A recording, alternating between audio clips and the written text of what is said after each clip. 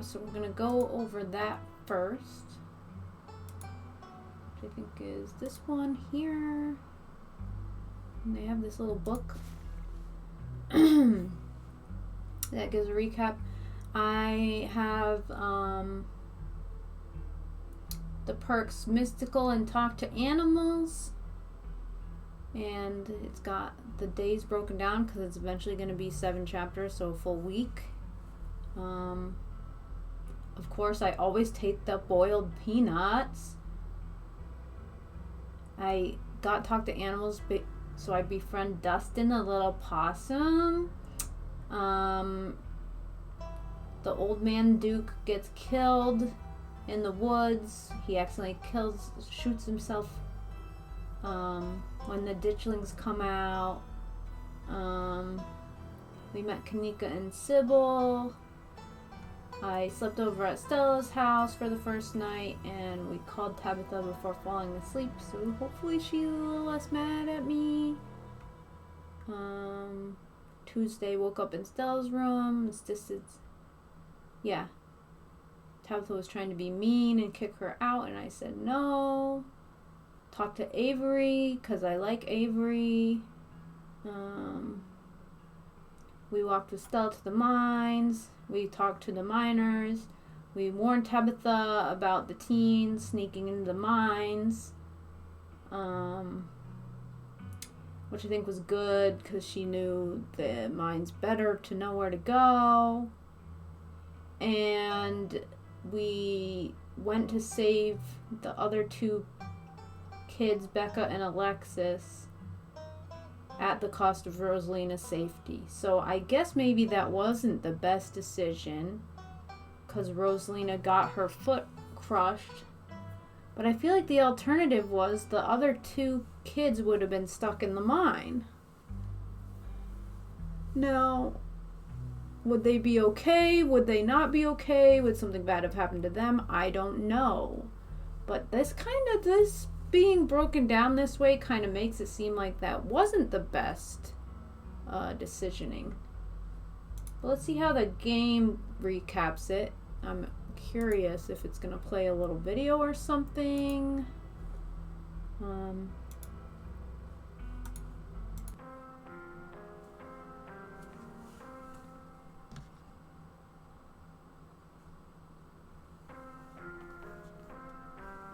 The long-lost cousin, the bad news, the 26 hours of bus rides with countless late-night stops and seedy depots that felt unsafe even in the middle of the day. You wouldn't normally find yourself traveling like this, but your cousin bought the tickets. The funeral of Pearl and Scarlet, your cousin's mother, and your aunt, so Tabitha's mom, seemed like something you shouldn't ignore, even considering your own late mother's rocky relationship with this side of the family. Welcome to our family's humble estate. Unfortunately, due to the current state of the house, only a few rooms will be safely accessible during your stay. I wouldn't go wandering anywhere else if you value your limbs. The floors have been known to give out. Dustin, afraid! Single deer remains behind, staring down the beam of Stella's flashlight while Gretchen whines and pulls at her harness. Pain, rot, decay. Come on, you, whatever your name is, grab the flashlight and help me line up a good shot. But instead, I went and grabbed Gretchen the dog. As the creatures in the tree line grow louder and more numerous, Gretchen violently strains against her harness. You dive forward, scoop Gretchen into your arms just before she managed to wriggle out of her harness. Your eyes fixate on the dark tree line over Duke's shoulder. God damn it. Still, keep an eye on them for us. Make sure they don't get into any more trouble. My grandmother called them ditchlings, and they are a terrible omen, sign of great suffering and destruction to come. Make yourself at home.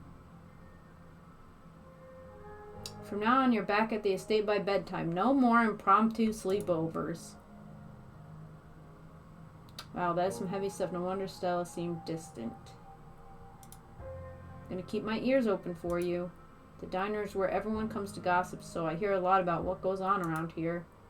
Let you know if anyone mentions those monsters or anything else strange or unusual. Have either of you seen Rosalina around town? I don't want to be a helicopter dad, but she hasn't been answering my texts, and I want to make sure she isn't getting into trouble out there. Spoiler, she was getting into trouble out there. Hi, Dr. Kelly. We were wondering if it'd be okay if Reese could come hang out. Nothing strenuous, we promise. Whatever you two have planned is probably beyond what he can manage right now anyways. Oh yeah, Wayne. Stay home. Wait for the week to end. Don't keep putting yourself in the path of danger. This is all I ask. We did not listen. Earn to realize some movement out of the corner of your eye. Girl carrying a bundle of snacks pops through a hole in the fence, disappears over the crest of a hill. She didn't! Guess the old Maxwell place doesn't cut it. Secret hangout spot these days. But the Shaw Mine, that place was shut down like 100 years ago. After a collapse that killed over 100 people. Pull out your phone and dial your cousin. What is it? I'm in a meeting. Kid just snuck into the Shaw Mine. Figured you should know. What? Are you serious? Why do things keep happening to me? Also, why do you know about this? What the hell are you doing at my mines? Ugh, whatever. I'll head over there as soon as I can. Just stay where you are and wait for me, alright? God, I don't even know why I'm trying to reason with you. It's not like you'll listen. You're right. I didn't listen. I went in without her. My dad is a foreman at the continuous mining facility. He says they only abandoned this mine because there wasn't enough coal left, so it's actually really safe. We can hang out here whenever we want. No. Correction, your father was a foreman at the continuous mining facility. We'll see if he even has a job tomorrow morning. Tabitha is so mean, though. My dad says our house is haunted. Kanika is interrupted by a pair of thunderous knocks. Wait a second, where did the three of you run off to? Are you kidding me? Something in the darkness before you that's much louder. Though you don't hear it, but you can feel it in your chest like the deep growl of a predator. What do you think you're doing? Get away from there! Cousin dives towards you, but not before the light from your phone illuminates the chamber. Ooh! Ooh, it was like a shield with fingers on it. I don't know, man. Nee, are you alright? Wait, Becca and Alex are still down there. You can't just leave them here. I know which way they were going. They'll listen to you this time, I promise. We go after them. Your surroundings quake as the mine collapses around you. Her leg gets crushed. Tabitha doesn't say a word as the car cuts along the darkened road. Collapse in Tabitha's dusty gas bed, your head empty of thoughts. After your time in the Shaw Mine, you barely even notice the dust. When you close your eyes, you see Rosalina's face, twisted with pain, staring up at you with tear-streaked cheeks. Trapped by powers beyond her control, terrified of what her now uncertain future would hold. Yeah. So that was a recap, alright. Geesh. And it kind of highlighted things that maybe I didn't think were as bad as they maybe are. Maybe I'm making all the wrong choices. Duke gets killed, her leg gets crushed, Tabitha doesn't like me. I don't know.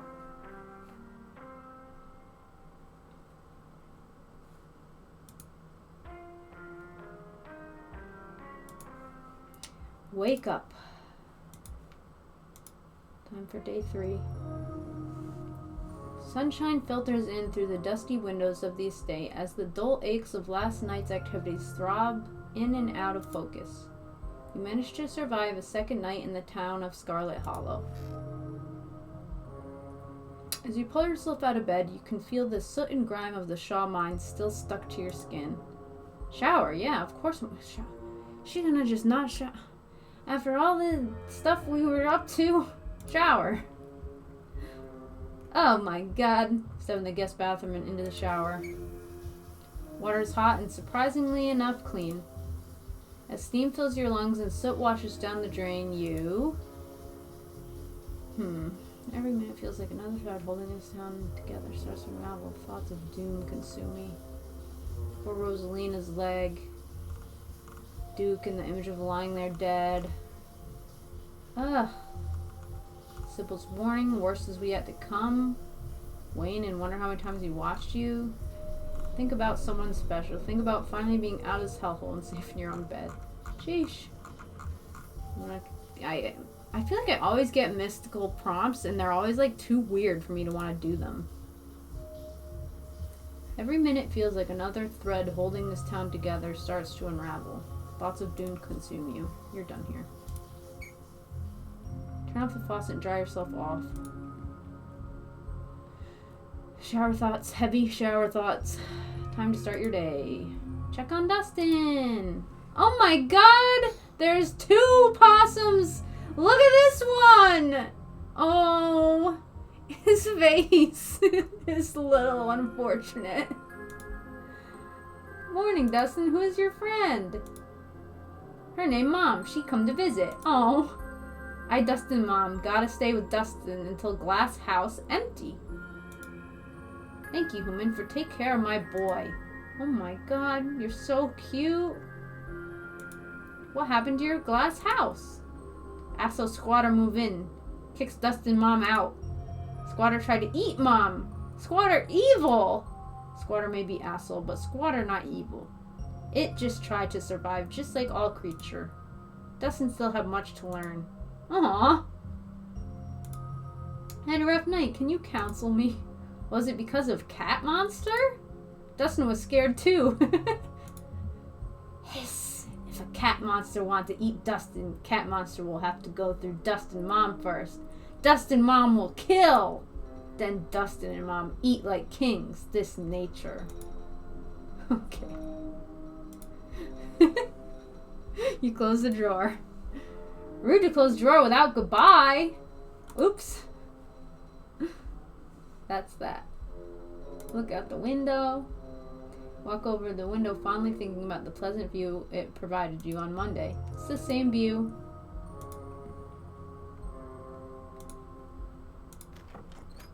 Every time you see that doll, your heart skips a beat. It hasn't moved, right?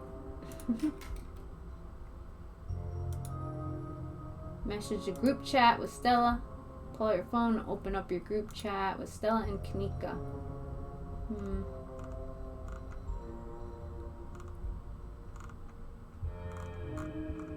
Morning, how are you guys holding up? It'll probably be a bit before you get a response. Oh, I can text them individually. Pull out your phone to text Stella. How are you holding up? It'll probably be a bit before you get a response. Text Kanika. How are things with Miles? Probably be a bit before you get a response. Interesting. So there's so many options. You've done everything you wanted to up here. It's time to start your day. I'm playing the field. Oh no, I didn't really realize just texting people would be flirting. Enter the kitchen to find your cousin in the midst of devouring a pint of banana chocolate chunk. She isn't alone. Frou-Frou glares at you from her usual spot on the counter as a red-haired woman busies herself trying to tidy as best she can. Vile woman, destroying the nature order of my kitchen. I love the Frou-Frou. Tabitha's gaze swivels from the woman to you, her glare intensifying. Sheesh! Why does it let me offer my peanuts to every single person? It's gonna be the very last person that wants them or something. Also, how old are these peanuts gonna be by the time someone actually takes them? No one actually wants them. Talk to Frou-Frou. Bonjour, Frou-Frou. Ugh, bonjour, sacre bleu. Do not think you can just bonjour me just because I slept at the foot of your bed last night. I still despise you. 3 humans at once. This is abhorrent. Your stink will linger here for hours. How am I to bear it? I see. Talking to my cat again. Are you sure you didn't get hit in the head last night? Red-haired woman. You didn't say good morning to your pets? I always make sure to talk to my farm cats and alpaca like they're people. To me, they kind of are. Who are you? Hi, I'm Nee. Good morning, I'm Janie. Just here to do my little weekly cleaning. Whatever cleaning Miss Tabitha will let me do, at least. Yeah, I'll say. I could have this place looking brand new, you know. Don't go making any big renovations or moving anything around. I like knowing where my stuff is. Okie dokie. So nice to finally meet you, Nee. I mean, I guess I did meet you on Monday when you popped into the diner, Janie. But seeing someone somewhere and meeting them face to face are two completely different things, I suppose. Oh. Thanks. All I'm trying to say is that it's wonderful to finally actually meet you, and I'm so happy. Part of the family is here to keep Miss Tabitha, what with everything that's... Janie? Oh, I'm sorry, Miss Tabitha. Am I being too much again? Tabitha grumbles in acknowledgement. Oh, are we having ice cream for breakfast? I'll have no sass from you today. They apparently had to take that little girl's foot last night. So I'm under a lot of stress right now in case you hadn't put that together. There is no we here. This stuff is way too hard to get hold of for me to share. Tabitha takes one last spoonful of ice cream, then discards the empty container, turning to you with her trademark scowl. Let's get going. I've got an errand to run in town, and every time I've left you here alone, something terrible's wound up happening, so you're coming with me. Oh, jeepers.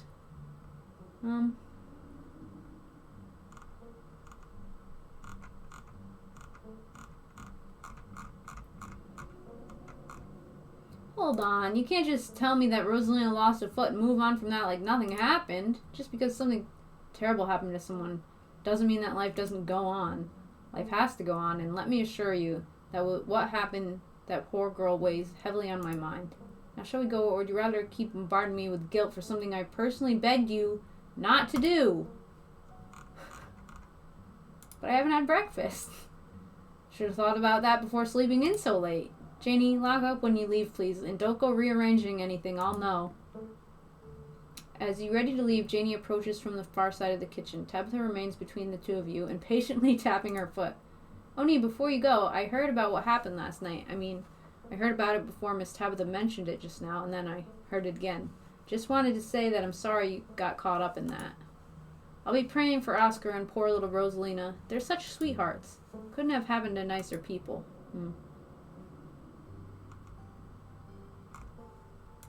Thanks, last night was a lot.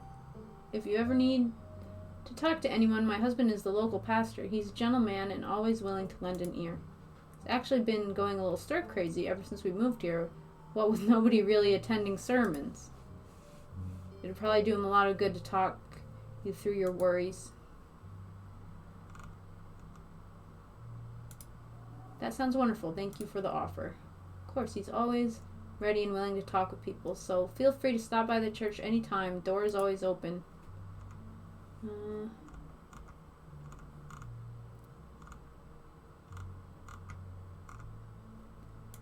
It's been nice meeting you, but I've got to bounce. Bye, Janie. Alrighty then, be safe out there, you two. You and Tabitha walk through the doors of the estate and into her car. The ride to town is uneventful, your cousin unsurprisingly more focused on the road than on making conversation. Alright, we're just popping into the general store for a few minutes. What are we doing at the general store? Picking up tea from Sybil. Ooh. What kind of tea? I don't know, the kind Sybil makes. She makes a bunch of weird stuff. I don't know what all of it is called. Quit interrogating me about tea blends, jeez. After everything that's happened the past 2 days, it's nice to just go on an errand. Exactly. You and Tabitha turn as the door to the general store bursts open. Flustered Kanika exits, shouting behind her. Fine, okay, keep coddling him. Keep letting him get away with stuff you never would have let me so much as think about. I'm sick of carrying this family. Kanika storms off, the door slowly drifting shut behind her. Ugh, other people and their drama. If more people kept things to themselves, they'd be a lot happier.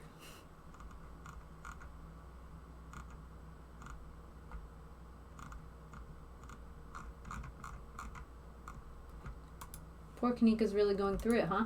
It's unbecoming. Burning daylight, come on already. The bells of the general store chime in as you cross the threshold. The smells of old wood and steamy herbal tea flood your senses, making you feel instantly at home.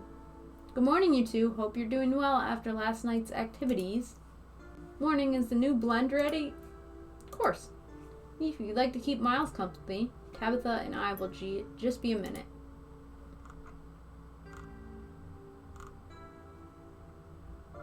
Can I have some tea? Oh, sure, if you're willing to wait a bit. I wasn't expecting to entertain, so I didn't put any water on. I'll go and do that now. Never hurts to have fresh, hot water on hand. Can we get this over with first? Of course. Priorities. Sybil motions for Tabitha to follow, and they both disappear into the tea room, closing the door behind them with a tinkling of bells. So, Miles, before you can finish your thought, you're halted by the tinkling of bells announcing another patron. Oh, excuse me. Wait, you're Nee, aren't you? My name is Beau. I'm Duke's boy. It's a pleasure to meet you. Oh, man. Sad, though. Don't make me sad, game. Already. The policeman told me you saw what happened to my daddy. So sorry for your loss. Thank you. The policeman said he might just be out hunting somewhere, but me and my mama both know he ain't coming back. Mama's pretty broken up about it. I'm trying to hold it together since I'm the man of the house now, but it ain't easy. Me and him was supposed to bring Big Betty to the state fair this week, but now he's gone. And as of this morning, so is she. So I suppose if I'm not going to the fair, I may as well make myself useful and get out in the woods to look for what's left of my daddy. He was there, right? Could you tell me where to look so I can try and find him?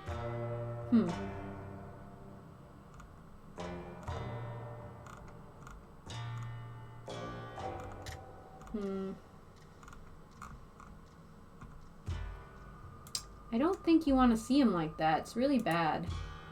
I'm a farm boy. Blood don't bother me none. I just want to find my daddy, even if he's like one of them horror movie monsters. He's still my daddy, and he shouldn't be out in them woods where any animal can take a piece of him. Have you seen anything strange on the farm the past couple of days? Not really, no. But I've been awful busy what with everything that's been happening. Them chickens keep disappearing, though. Is Big Betty one of your chickens? Nah, she ain't a chicken. Big Betty is our prize pumpkin. She was a big lady, too. I'd expect she was at least 2,000 pounds. Not too easy to move something like that. Could be she rolled off down a hill, but can't be looking for her just yet with everything else going on. Sheesh. Should I tell him? Someone should be finding him. It's messed up that no one's trying to find him. I feel like the cops didn't even go look. They just said they did. Died on the northeast edge of town. Off the Asgina Trail. Thank you, Nee. I appreciate you trying to help us out. I don't want to see knowing he's out there somewhere all by his lonesome. Please tell Miss Scarlet I'm sorry about her mama. Tabitha and Sybil are still in the tea room. Your phone buzzes.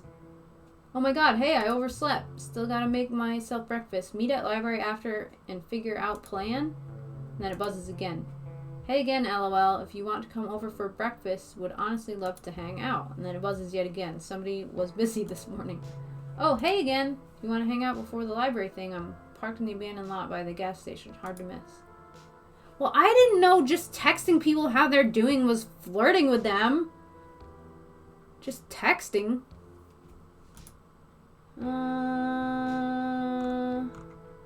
Wait, but Tabitha will be mad. Ugh. There's so many things to do, but Tabitha's gonna be mad. Do I care more about Tabitha or my friends? Or she's family though. She's been mean, but she seems to be warming up to me a little bit. And these are clearly romance options because we got Kanika, Stella, Oscar, who's the dad, whose kid got her leg crushed, Avery at the diner, who I was already talking to before. But then obviously, I'm here for a funeral, not to be romancing folk. I'm trying to be realistic.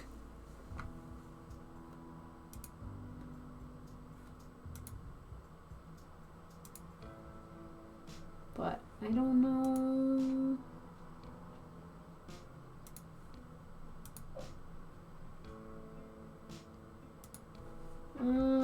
want to wait for Tabitha. I feel just gonna blow off my friends. Can I at least text them back? I'm waiting for Tabitha. You and Miles share an uncomfortably long moment of silence as Bo continues to shop.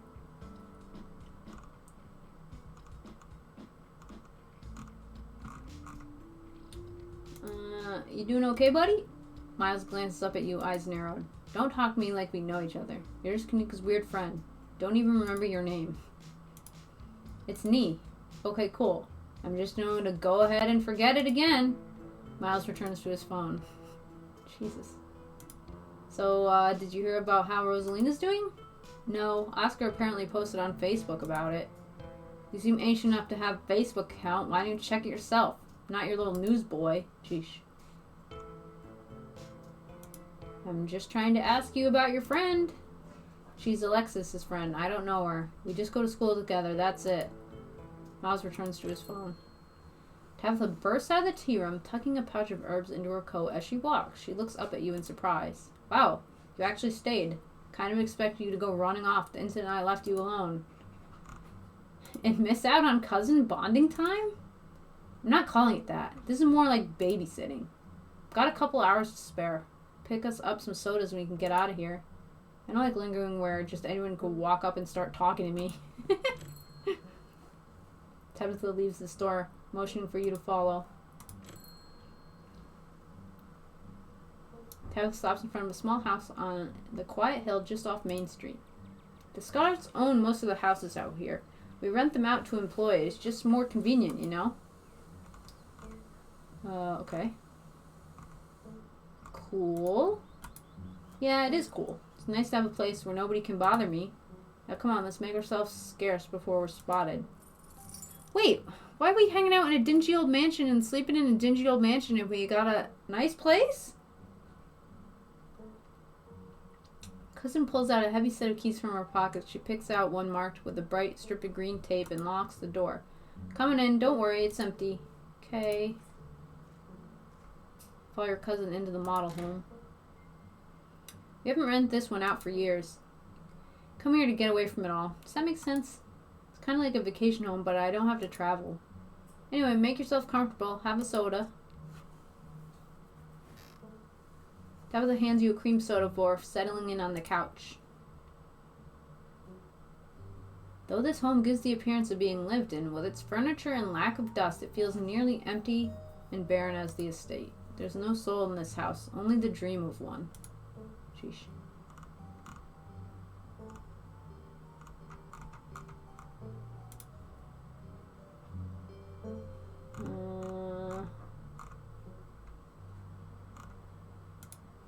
What do you really think of me? Push my buttons. It's like you exist to antagonize me. I don't even know why I took you here. Okay.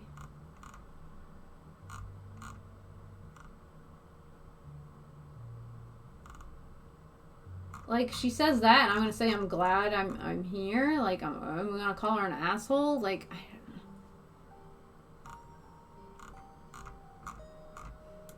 What kind of things did Pearl Ann tell you about me and my mom? The sort of things you'd probably expect. A lot of it wasn't necessarily wrong either. Okay. Really glad I came up here. Yeah, it's good to have you here. And she does that fake smile? What is the truth?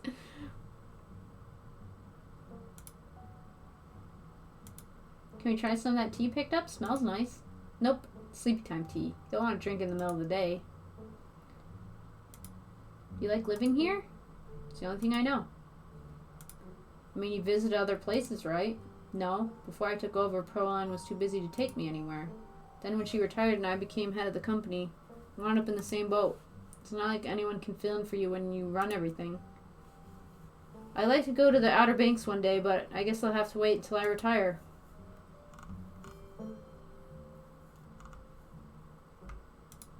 Maybe when this week is over, we can go to the beach together. Ha ha ha ha ha ha. I don't think so. Do you actually like running the mines? It's a job. An important job. Had years of Pearland drilling that into my head.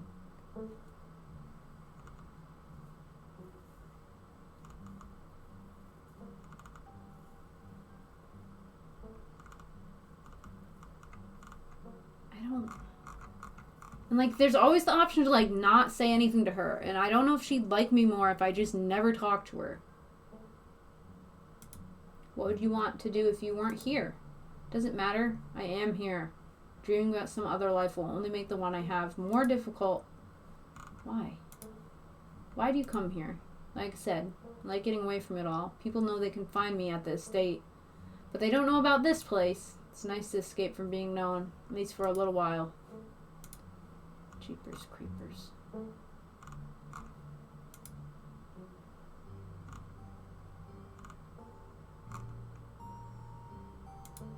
Supposed to have dinner at Reese's place. Do you know him? Reese? Oh yeah, the dude used to hang out with Kanika and Stella. Kinda remember him. Quiet, gave off a weird vibe. Stopped coming to school at one point. Guess he got sick or something? Knows Mom better than I know him. She's been everybody's doctor for as long as I can remember. She's intimidating. I've always liked her. Guess that's not hereditary, though. Reese always seemed like a bit of a wet blanket to me. I've got to know, what's the deal with you and Stella? Oh boy! We were close in high school. Really, really close. We'd have sleepovers a few nights a week, spend all night watching monster movies and eating chips and... Anyway, Pearline didn't like her. I'd always have to lie and say I was going over to her place to study.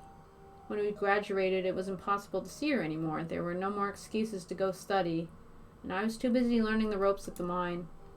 Pearline made sure my every waking minute was occupied. I didn't have time for friends, but I never needed friends before meeting Stella, so it was easy enough to slip back into that mindset and try to move on.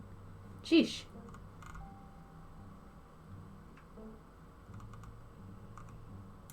You should hang out with her again. It's not like Pearline can stop you, and she misses you. Tabitha takes another sip of her cream soda, avoiding eye contact. I guess there isn't anything standing between us anymore. That hadn't really occurred to me yet. I don't think she'd like me now. Laws changed.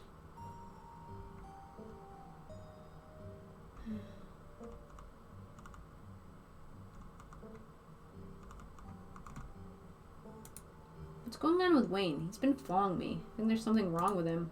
Wayne, as in Sam Wayne? I know who you think is following you, but it can't be him. Sam Wayne wasn't a creep. It's a bit of a sore spot for me. I'd rather not talk about it.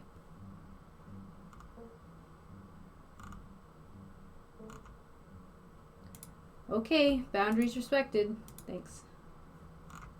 I don't know, man. Police are really on my ass. Wouldn't really worry about them. Family is the law around these parts, so you should do your best to stay on my good side. Yeesh! Do you want me to try to get you in with Kanika? Does she like Kanika?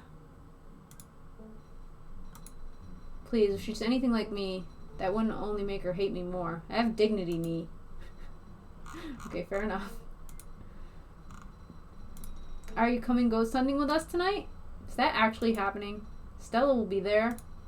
But so will Kanika. Doubt she'd be thrilled to see me again. There's no point arguing with you.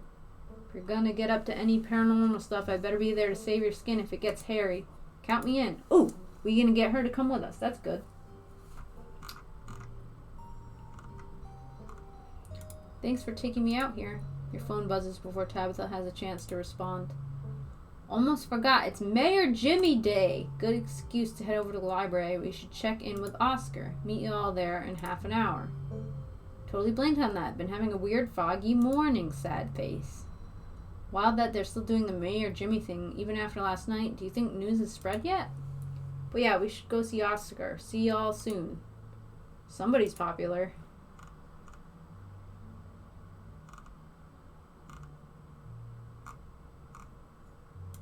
Just Kanika and Stella making plans for Mayor Jimmy Day. Ugh, is it Mayor Jimmy Day again already? What a ridiculous event. You know he's a dog, right? Did they fill you in on that little detail?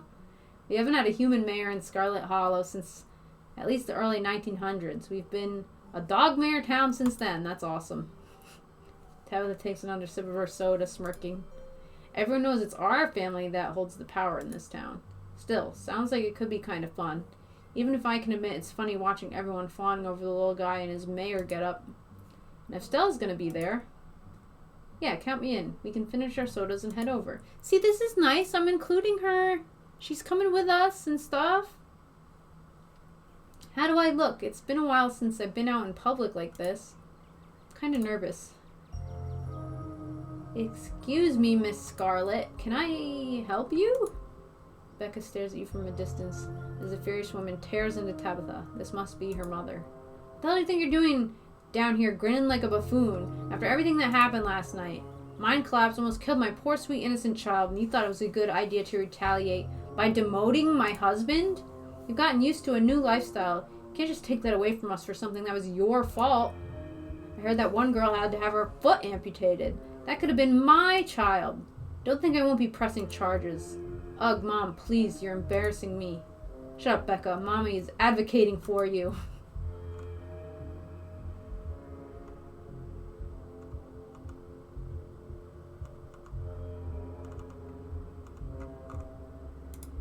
You're lucky your daughter didn't get herself killed last night. The way I hear it, everything was fine until you showed up, so unless you want me to sue you as well, I'd keep your mouth shut. What legal grounds do you think you even have? There are signs, the place was boarded up. I did my legal duty, and you don't have a leg to stand on, so don't try to threaten me. Mom, can we just go, please? If I were you, I'd listen to your brat. You haven't heard the last from us, you'll see. The woman storms off just as quickly as she stormed in, Becca following at a distance.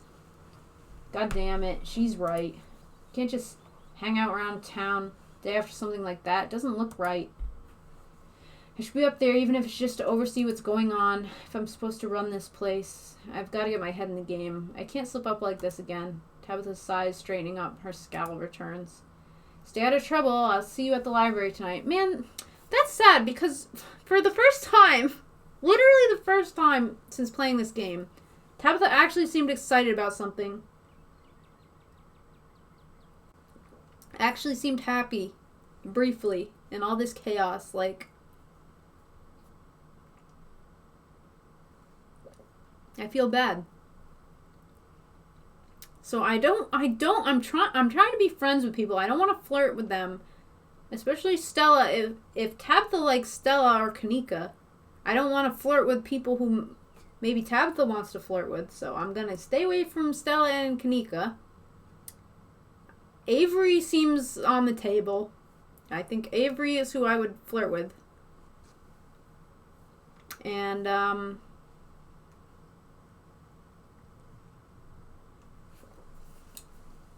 yeah. Cousin turns and head back to her car, leaving you alone on Main Street. Go to the library. At least we tried to include her. That's important.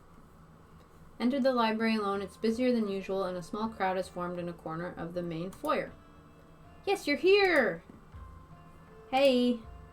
Yes, the whole gang's here. I've been waiting to introduce me to the mayor for like the entire time I've known them.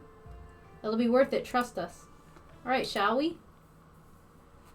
Oh my god, look at the mayor. He's a dog. Mayor Jimmy. He's a cute dog. He's got Secret Service man.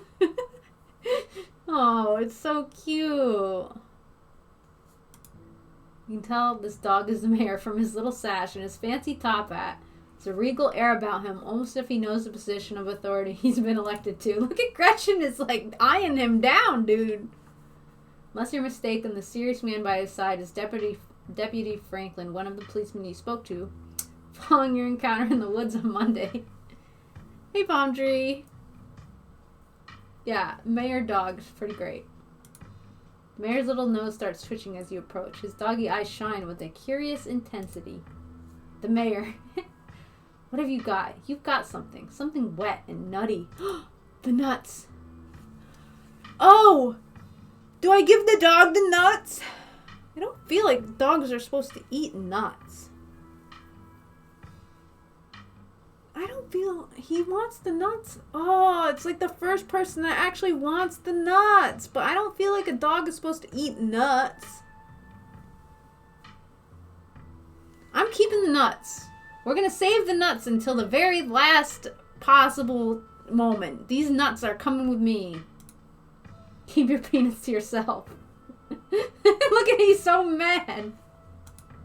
You're leaving this town the same way you entered it, with your increasingly pungent companion at your side.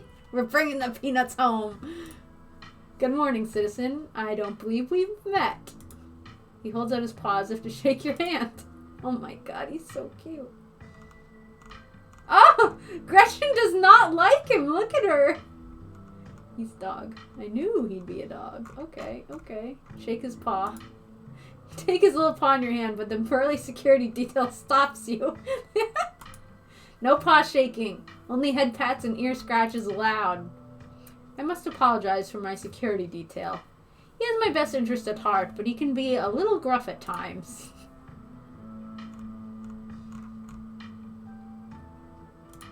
I knew he'd be a dog.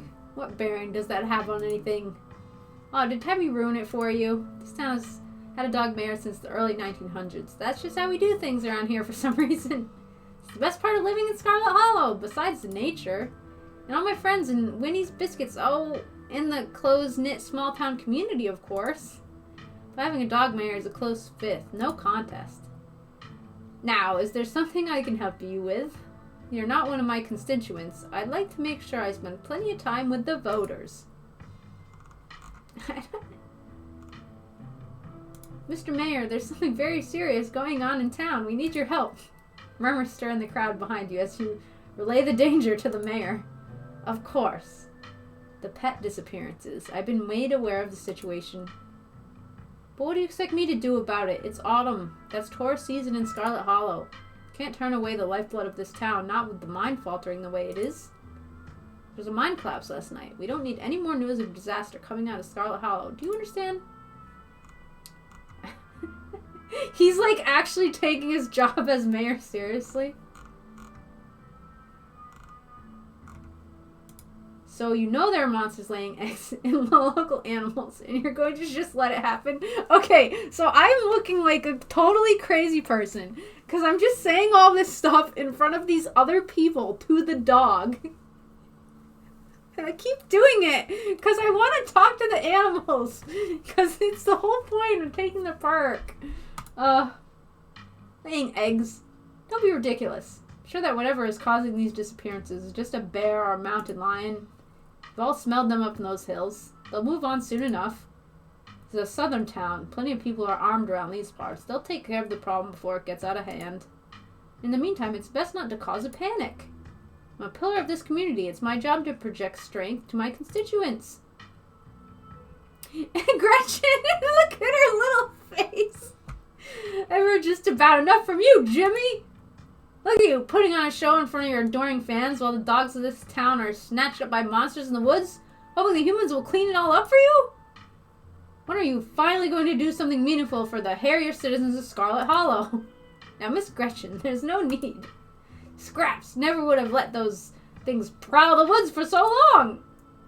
And yet you sit back waiting for the humans to notice and letting more innocent dogs suffer? You know I almost lost my life to those things the other night, and my goodness, haven't you heard about poor Duke? Now, Gretchen, a lot of those were old dogs. Spare me to assume they simply went to the big farm upstate. Don't you dare talk to me about old dogs. And I'm gonna sound so crazy because I'm gonna talk to her and him. Stella, your dog is yelling at the mayor. Am I missing something here? I'm as lost as you are. Alright, well, it looks like Nee's an animal whisperer. I'm down with that. Scraps was out of those woods at the first sign of trouble, tearing out the throats of any creatures who dared threaten the dogs of Scarlet Hollow. And here he is posing for a little rectangle like nothing is wrong. What? For the little rectangles? Like nothing is wrong in this town? I don't know, I never heard that saying before. Gretchen squirms in Stella's arms, straining to get at Mayor Jimmy. Hey, whoa, Gretchen, calm down, old girl. You're gonna pull a muscle. Mr. Franklin, I think now's a good time to dispose of this riffraff. Miss Richmond, I'm gonna have to ask you and your dog to step away from the mayor. Should have known better. These have never been able to get along. You gotta fill me in on their feud later. I've always been curious why Gretchen gets so fussy near Mayor Jimmy. There's dog. Look at it. It's the portraits on the wall. Are the other dog mayors? Stella walks off, still struggling to hold Gretchen as she shouts insults back at Jimmy. Ingrate! Never do well! You dog! Kadika is quick to follow. Follow them. Looks like everyone else is already talking to Oscar in the next room. Before you can catch up to your companions, you're intercepted by a nervous man with a cross around his neck. It's hard to put a finger on it, but something compels you to dislike this man. Sounds like old Gretchen in the mirror may have some unresolved issues, wouldn't you say? I'm Pastor Daniel. Take it your knee. Everyone's been buzzing about you. I'm so sorry about your aunt, but I'm sure she's in a better place now. Oh, yeah. It told me to have a weird vibe, and I would already have had a kind of weird vibe, even if the game didn't tell me to have a weird vibe.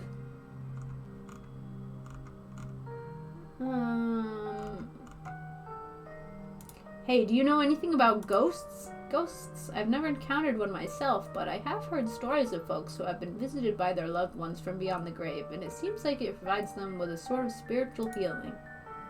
Like their beloved relatives are watching over them, even in death. Is this about Pearl-Ann, or perhaps your mother? Have you been visited by her? No! Oscar's place is haunted. Oh, like a Scooby-Doo episode or something? I'm afraid I don't buy into that particular notion. It's a bit too spiritualist. Hey, Leon! We're doing Chapter 3, brand new, just released today, of this spooky game, with so many choices that I feel like I'm making all the wrong ones out of all the time. Now, if it were a vision of one of his parents trying to contact him from heaven, I could understand that. It isn't. But I simply don't believe in malicious spirits lingering, neither in heaven nor hell, jumping out of closets to scare us. I'm sure there's a perfectly reasonable explanation for whatever it is he saw. I don't want to talk to him anymore. Yeah, so it's called Scarlet Hollow, and it's all hand-drawn. The backgrounds, all the sprites, the avatars, everything's hand-drawn by one of my favorite comic artists, Abby Howard.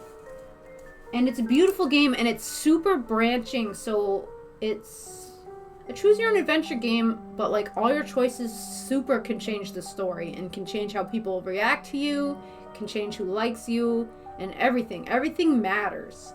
So it's really intense and super cool. And you also get all these, you choose 2 perks at the beginning, and depending on which perks you pick, a ton of the dialogue changes from that as well. So right now, I have a little recap thing actually. Basically the first day, we went into the woods looking for cryptids. We found these creepy monsters. There was an old guy with us, and he accidentally basically shot himself and died. The police were super shady about it. Then day 2, some kids sneaked into the mines, and we went to go rescue them. And in attempts of saving all of them, one of them got her foot crushed and literally had to have her foot amputated. And the whole reason I'm here in this crazy town is because I'm visiting my cousin who I hadn't really met before, and her mom died. And my cousin like runs the mines in the town and is like super mean. She's mean, but I'm trying to like become friends with her. And there's all these cool characters that I'm trying to be friends with, and yeah.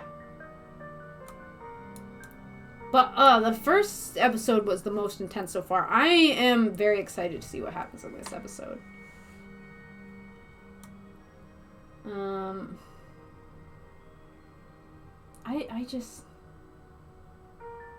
I don't want to talk to this priest guy anymore. Well, thank you. I've been gauging him up, but it's been really hard to move up to the next size from this. Yeah. There's been a lot of supernatural stuff happening the past few days. Really? Are you sure you weren't just seeing things? Trauma has a funny way of manifesting itself. Alright, we're done here. We're done here. Don't worry, I'm not trying to sell you anything. Just thought I'd extend the offer in case you need someone to talk to. Church's doors are open if you ever change your mind. Have a blessed day, Nee. Yeah, right. Be gone. Pastor leaves you and joins the line to see the mayor. By the way, the mayor is a dog. All the mayors of this town are dogs. It's great. The perks I took, one of them is mystical and one of them is talk to animals.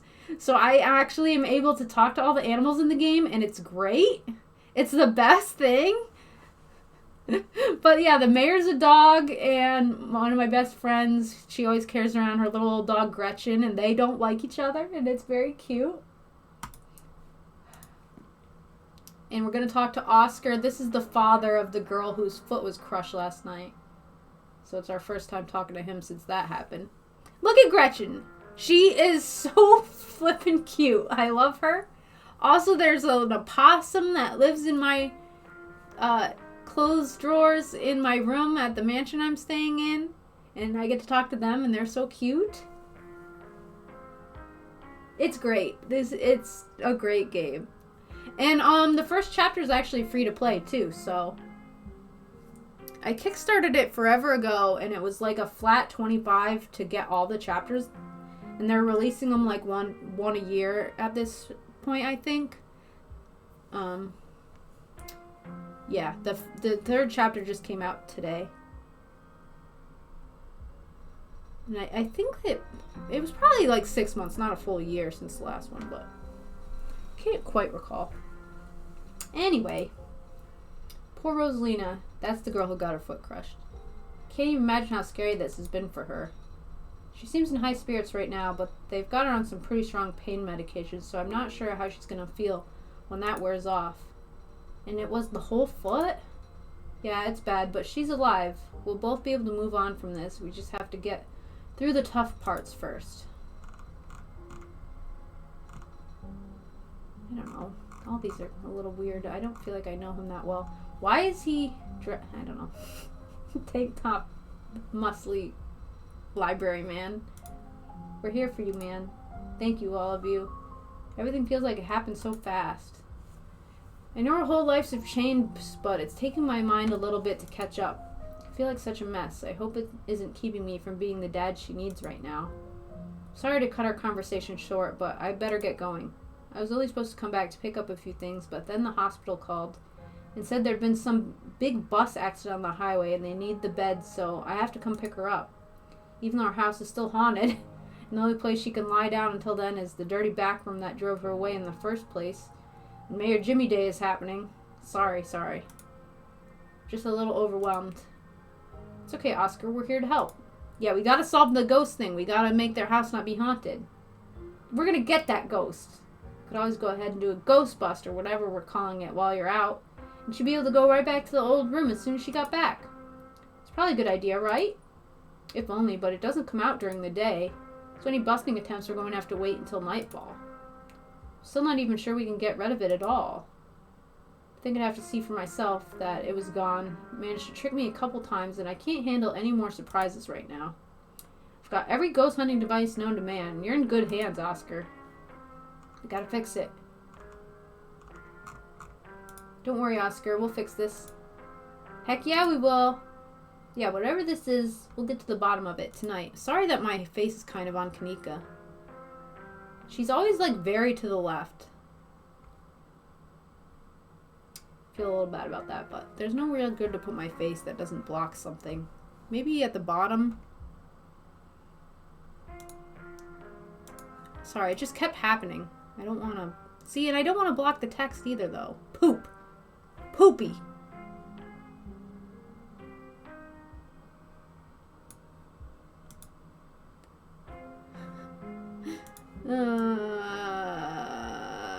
No, nowhere's good. Maybe on this side, because then it won't happen that much that I'm blocking the text, right?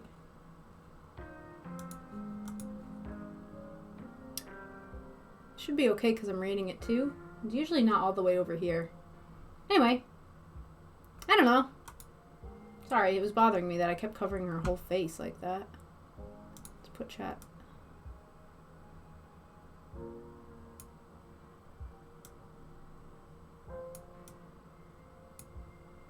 Alright, that's a little better for me.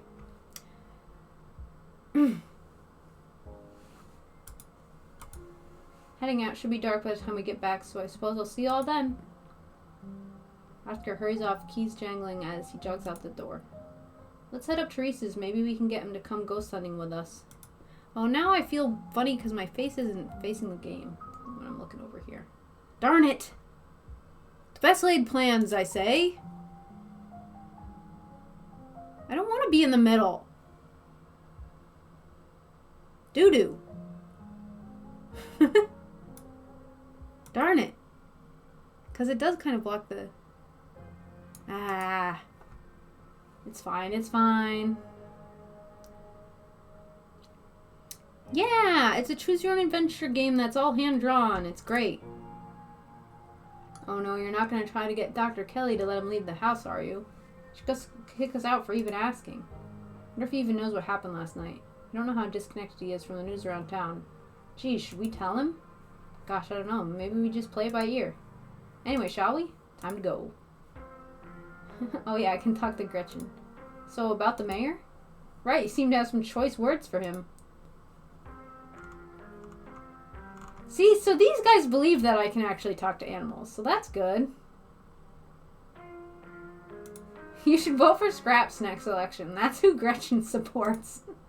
The Stray, love that guy. Just seemed a little less mayoral than Jimmy, but if he's got Gretchen's support, I always like Scraps. Gretchen's got good taste. Oh, before I forget, I invited Tabitha to come ghost hunting. You invited her? Even after last night? I mean, if anything, I thought she was actually pretty helpful. Good call, Nia. I can't wait to hang out with her more. Kanika sighs. Alright, it happened. Let's not get into it. If we're lucky, she'll be too busy at the mines to even show. Oh, don't say that, Neeks. If we're lucky, she will show. The two of you will finally get along. So, I finally met Pastor Daniel. It's only a matter of time until he tried to pull you aside about grief counseling. When my dad died, I had to ban him from the general store for a week. He wouldn't stop leaving these little pamphlets at the checkout. I don't know where he finds so many. No. His vibes were bad. Glad you feel the same way. There's just something about the way he's always smiling. It's so creepy. The man was grinning through all of my dad's funeral. I'll never forget that. I don't mean that in a stigmatizing mental illness kind of way. There's just this little siren that goes off every time I see him that tells me to get away from him. It's exactly how I would describe it, too. The whole town feels the same way. Now that I think about it, he must be pretty lonely. He can look for friends somewhere else. Wonder if the pastor's cursed. Felt something odd when he came up to me. The way everyone dislikes him seems excessive. Unnaturally excessive. I know this is weird coming from me, but not everything in town has to be spooky for supernatural reasons. Sometimes people just give off bad vibes. Agreed. We're all allowed to dislike him even though he hasn't done anything wrong. That we know of. What about inviting Avery? Oh, yeah, totally. I don't know why I hadn't thought of that. Sure they'd get a hoot out of it. Yeah, I can't say I mind having a calming presence with us tonight. Won't be much help to Oscar if we start jumping at our own shadows. Cool, I'll text him on the way over to Reese's. Man, we gonna have a full party, though. There's like 5 people. Alright, shall we head out? I'm gonna drink lots of water when I'm talking so much. 3 of you leave the library for early dinner at Reese's.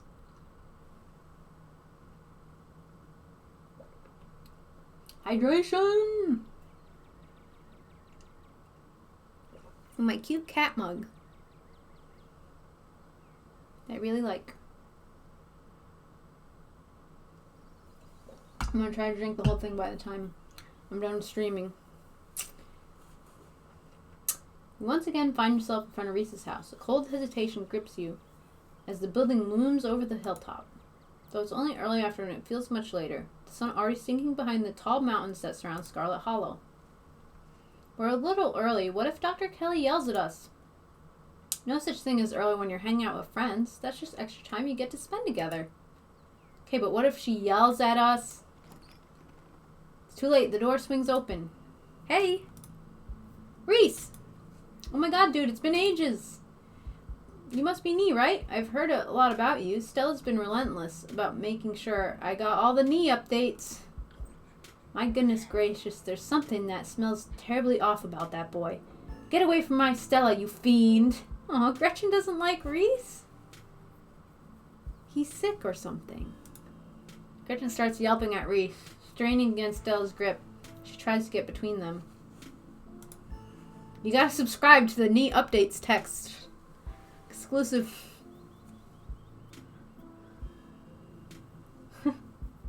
Are they here already?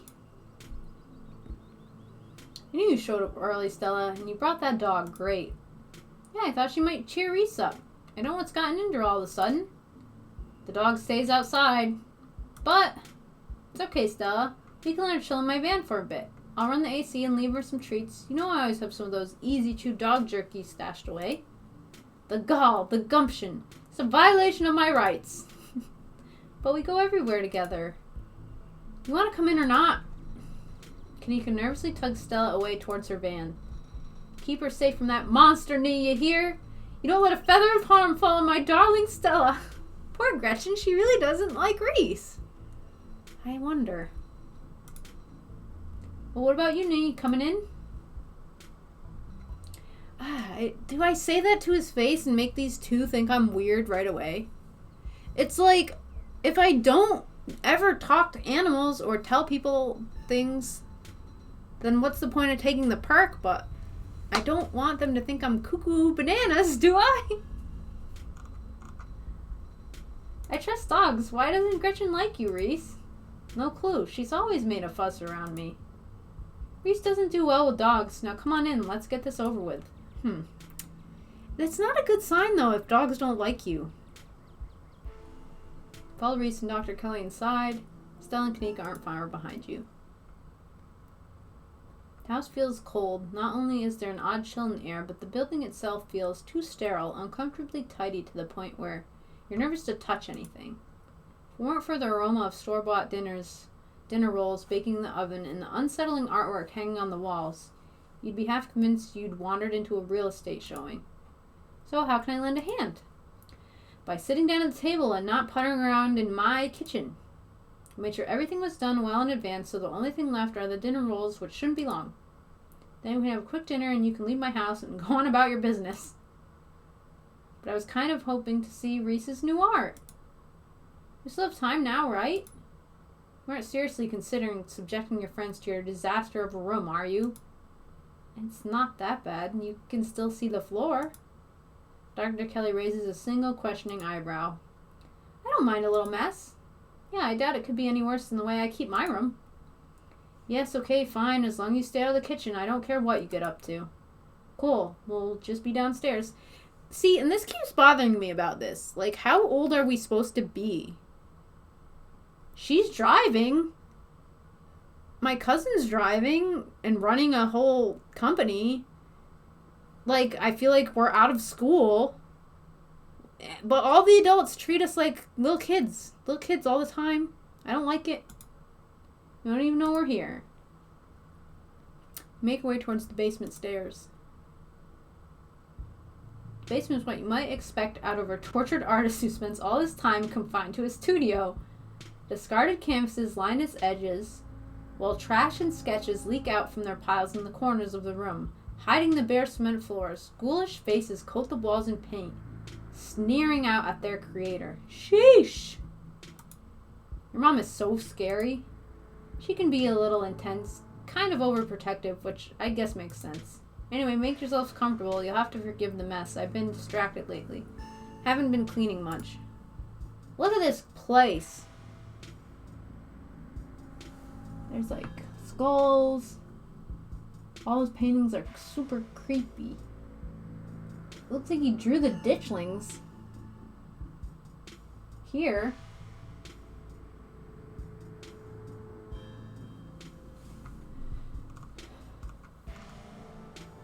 So, has Stella told you everything that's happened the past couple of days?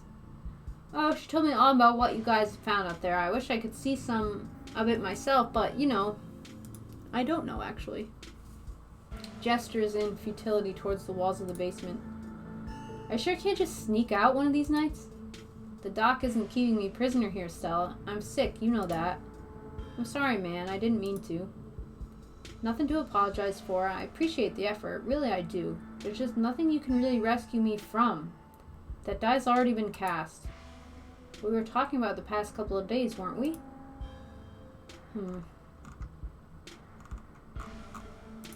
Have any thoughts on the ditchlings we've been seeing? Yeah, they've been coming up to my window at night. Wait, really? Is that why you texted me that they looked like something out of your nightmares? Yeah, I thought I was hallucinating. I hadn't put it together that we might have been seeing the same thing until just now. I've been sketching them, actually. Tell me what you think. Pulls out a sketchbook from one of the piles in his room. Yeah, that looks like a ditchling's alright. Okay, that's exactly what I saw on my way home last night. What does it mean that they've been lurking around here, though? I don't know, but I like the company. They're kind of beautiful in a sad way, if you ask me. Agree to disagree with you there. Those things are going to be stuck in my nightmares until the day I die. What do you think's going on with Wayne? Who? You know, that guy who's been following me around all ominous? Oh yeah, that slasher creep. I appreciate the classic Jason vibe he has going on. Here's hoping he doesn't live up to the look, for all our sakes. Yeah, fucking hell, why would you scare me by saying that? What do you think of my cousin Tabitha? She was always so distant and mean. Probably would have thought she had it out for me personally if she wasn't like that towards everyone. Or if I thought she even knew my name. But people change. Maybe she's nicer now. She's still terrible. You guys just never took the chance to get to know her. She's actually really funny and sweet. I'll pass, thanks. Sheesh.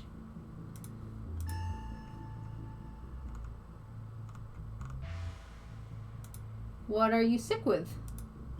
Sorry, Reese. Nia's pretty direct. We don't have to talk about your illness, Reese. It's okay. I've come to terms with the way the rest of my life is going to be. Ha! You're so macabre, Reese. You make it sound like you've been sentenced to death. You haven't, right? Not exactly. No one really knows what's wrong with me, but it's been getting worse. I can barely keep most food down. My skin always itches like there are worms crawling underneath it. I could live for a long time or a short time, no one's sure.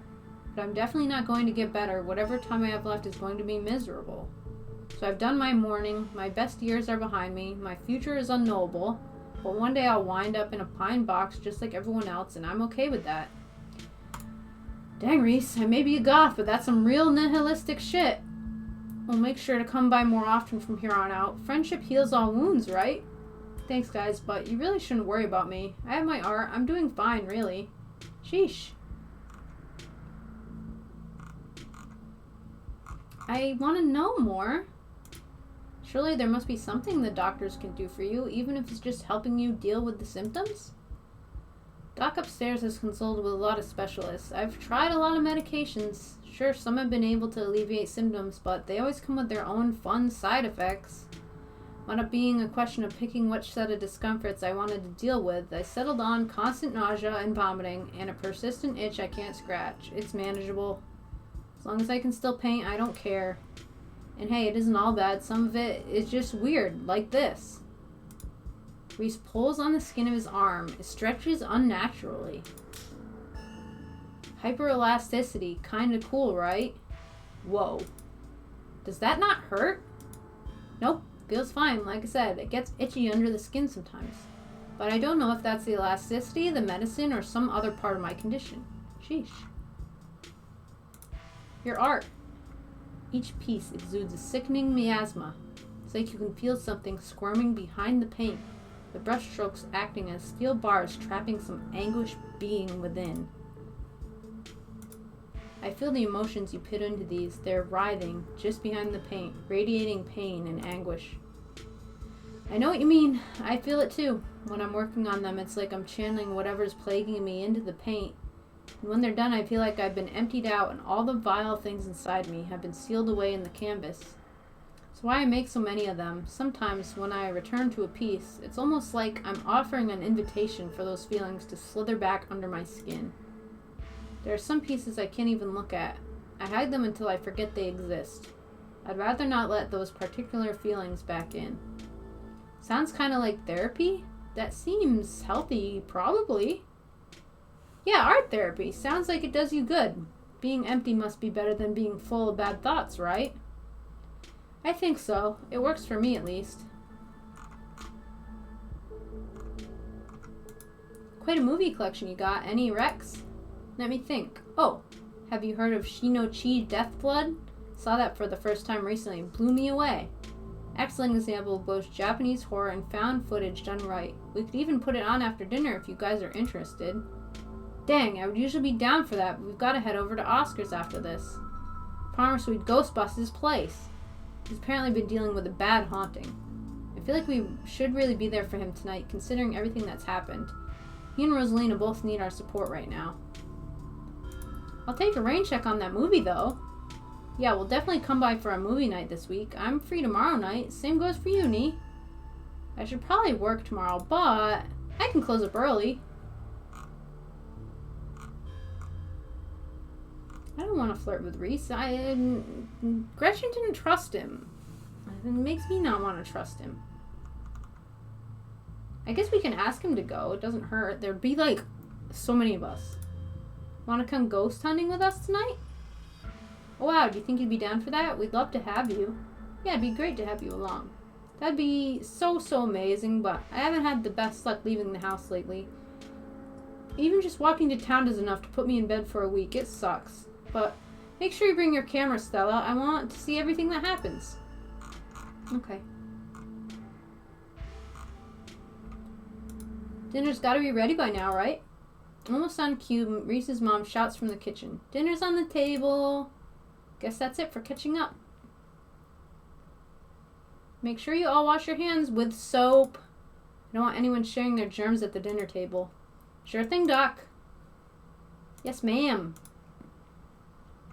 Make your way towards the sink, but are stopped in your tracks by the pull of an odd door at the end of the hallway.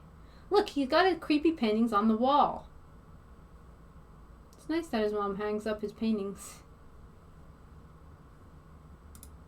Feels out of place, like you've accidentally wandered into a hospital waiting room, but more than that, you feel something radiating out from behind it. Something dark and cold. You felt this before in the dusty tunnels you so narrowly escaped last night. An oppressive hum like a muted scream heard through layers of rock, trying to draw you towards it. You feel lightheaded.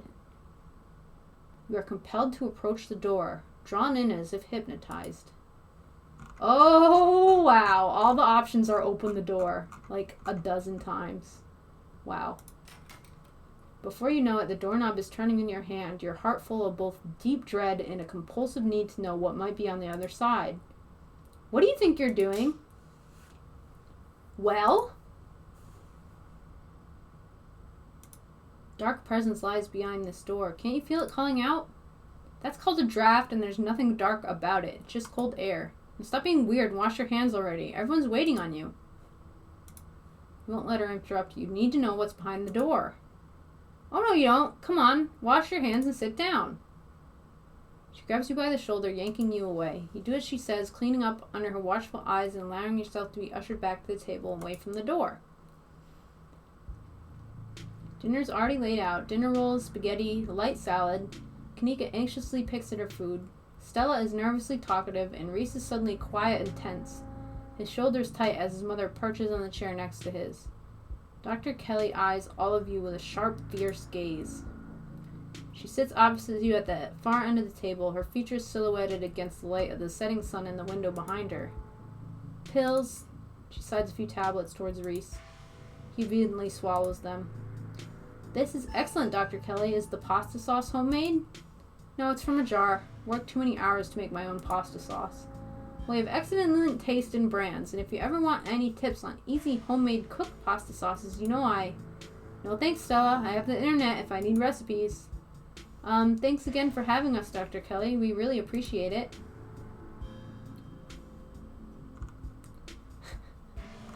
Oh, God.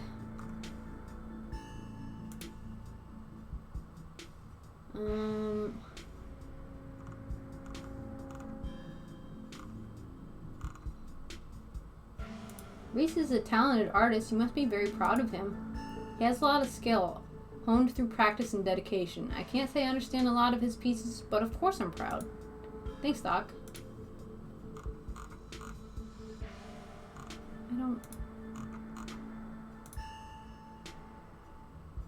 What? I gotta lie about the food being good? Pasta and bread and salad sounds fine to me.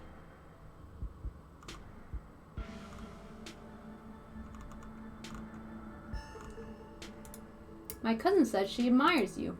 Really? I didn't think Tabitha could look up to anyone who isn't a Scarlet. You just didn't get to know her. She had tons of inspirations. Rockefeller, Carnegie, Ford. Ugh, that's even worse. If she admires me so much, she shouldn't be afraid to come in for her yearly physical. Especially since her aunt and now her mother both passed away at such relatively young ages. And I think the woman in the previous generation fared even worse than that. I can't remember the last time I saw her in my office. She should get her priorities straight. You can tell her I said that. Maybe she'll listen to family. Oh, man. Thanks for putting this together, Dr. Kelly. I don't usually have to cook for so many people. I'm just glad there's enough for everyone. Remind me of when it used to be like when these two would come over. Hungry teenagers, eating me out of house and home. Should have charged your parents for all the food you kids went through, honestly. It's like I was running a restaurant, not a doctor's office. I don't want to make people not like me. The danger.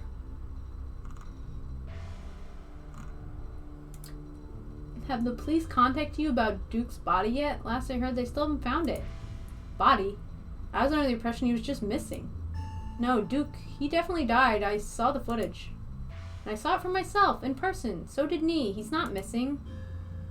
How the hell did that happen? Stella said it was those things in the woods, the ditchlings. They made a misfire. Ditchlings? Oh, I see. This is one of your videos, huh? Reese, you should know better than to lend any credence to Stella's little cryptozoology stories. I don't doubt that something happened to him, but I'm sure there were no little ghouls involved. I've seen them, Mom, outside my windows at night. They're real.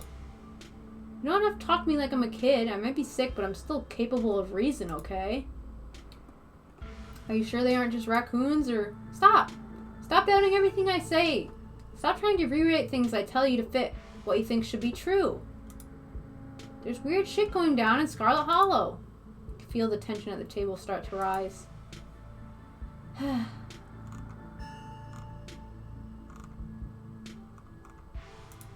Have you seen any sick animals lately? I'm a doctor, not a vet.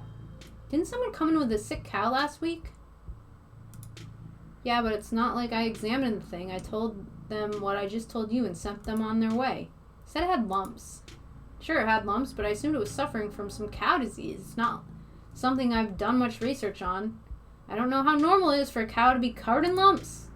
Doesn't that sound like ditchlings? No farm animals safe from their devious clutches. Dr. Kelly, in Stella's footage, it looked like there was something pupating inside one of Duke's chickens. I bet those were the lumps on the cow. You really should have taken a look. You could have maybe made discoveries previously unknown to the scientific world. Or I could have spread some new, horrible disease to my chronically ill son. I'll leave these discoveries to someone else. Aside from Reese's mom staring down the table, nobody is making eye contact with anyone else. Oh, boy. Do you know Sam Wayne? Sam Wayne? Dr. Kelly takes a moment to think. No, doesn't ring a bell. Someone you know? Someone who's been following me around. Super mysterious guy. We have reason to believe he might have caught some kind of weird illness at the mines. He definitely looks like he could use medical help, so please let us know if he shows up or anything. If there's someone harassing you, you should get the police involved. This isn't any of my business. Yeah, the police haven't done anything at all. Useless. Useless police.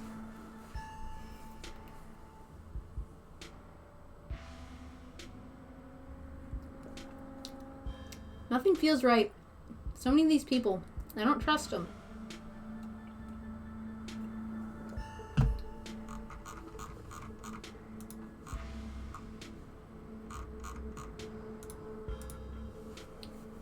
You remain silent, quietly picking out store-bought spaghetti and dinner rolls. So we were talking about maybe watching a movie sometime this week while Nia's still in town? We'll have to see how you're feeling. I can handle a movie, Doc. Yeah, we'll just sit downstairs in the dark. Reese is used to that. I'm sure he'll be okay. You're always overestimating how much you're able to do, Reese. This is why you keep getting sick.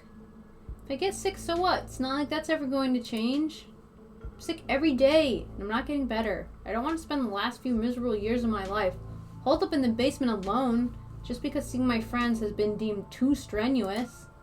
I'm an adult, for God's sake. I can't believe I have to ask for permission from my mom just to have friends over. Reese stopped mid-sentence, wincing in pain and wrapping himself in his arms. Don't say things like that. I'm doing everything I can to try and fix... Silence as Dr. Kelly's eyes narrow on her son. Reese? Reese abruptly pulls himself from the table and leaves. Damn it. I knew it. I knew this would be too much. Yeah, great. Everyone get out of my house, please. Just leave us alone. Stop trying to interfere with his life. All it does is hurt him more. We can't just leave him like this. Now's when he needs his friends the most. No, now's when he needs me the most. I'm his mother and his doctor. I know you care about him. I know that, and he knows it too, but all any of you would do is get in the way. So just leave, please. It's so shady. Don't think I don't know something is up here. Don't think we don't know something. We don't know something is up here. See, but I don't want to, like, flat out just, like, tell them. Like, oh, I think you're up to something. I'd rather fucking figure it out and, I don't know. I'm not just going to say it to their face. What good is that going to do? He seemed fine before dinner. It always comes in waves. And I can assure you that right now he's very much not fine. Now leave. The three of you are rushed to the door. We'll be back, Reese. Hope you feel better soon. Dr. Kelly shuts the door in your faces. The click of a lock signals the end of your dinner at Reese's. The door to the clinic felt like it had the same draw as the carving in the mines. Do you think something's back there? Another one of those carving is somewhere in there, I'm certain of it. Okay, that'd be really weird. If we find it, do you think you'd get another vision? Just spitballing here, but I wonder if what that carving showed you last night is related to the ditchlings. You're not suggesting we go poking around in there, are you? Of course I am. Maybe tomorrow. I am not breaking into Dr. Kelly's clinic based on a bad vibe Nee got. Do you think Reese might have a supernatural affliction? Like, related to what you felt in there? If he did, why wouldn't Dr. Kelly have it? Makes more sense if he just has a genetic condition. Assuming there isn't any foul play. Foul play? The whole thing is just fishy.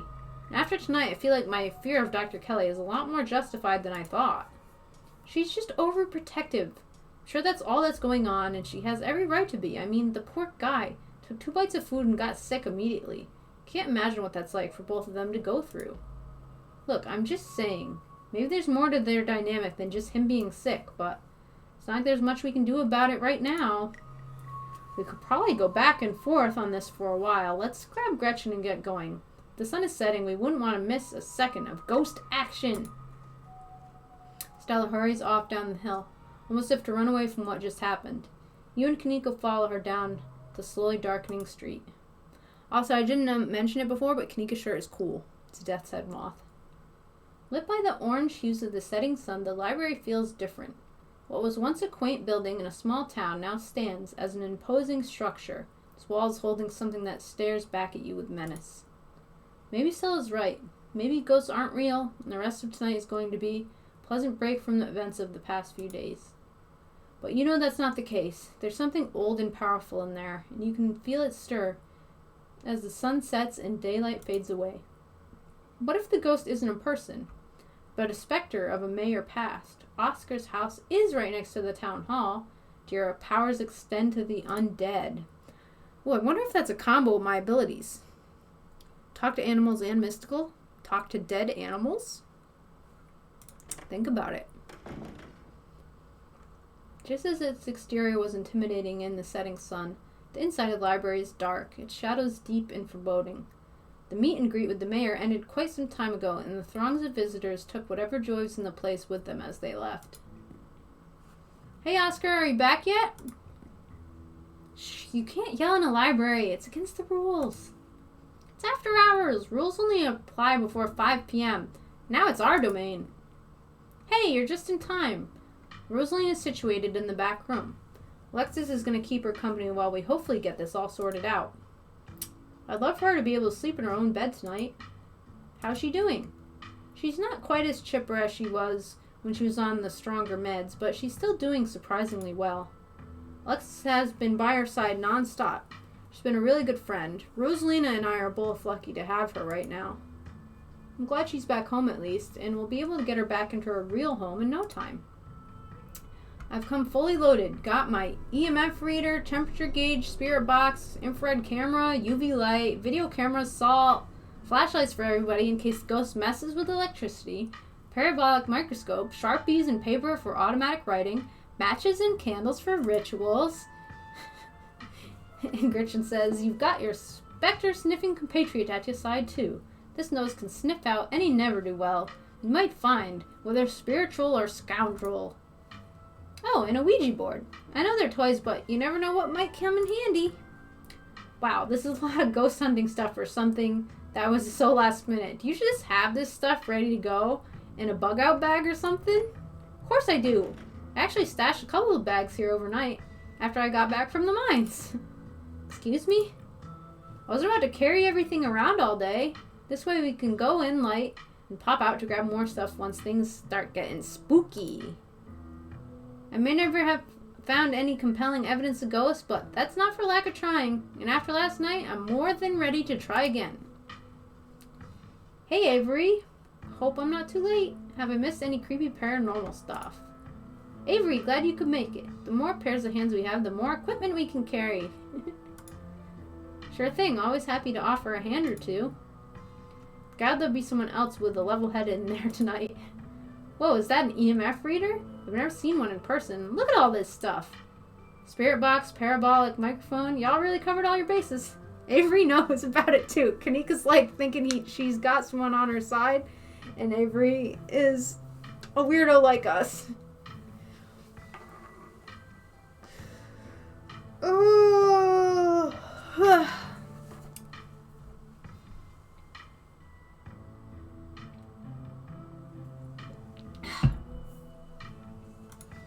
Maybe I spoke too soon. You know me, Kanika. I'm as level-headed as they come.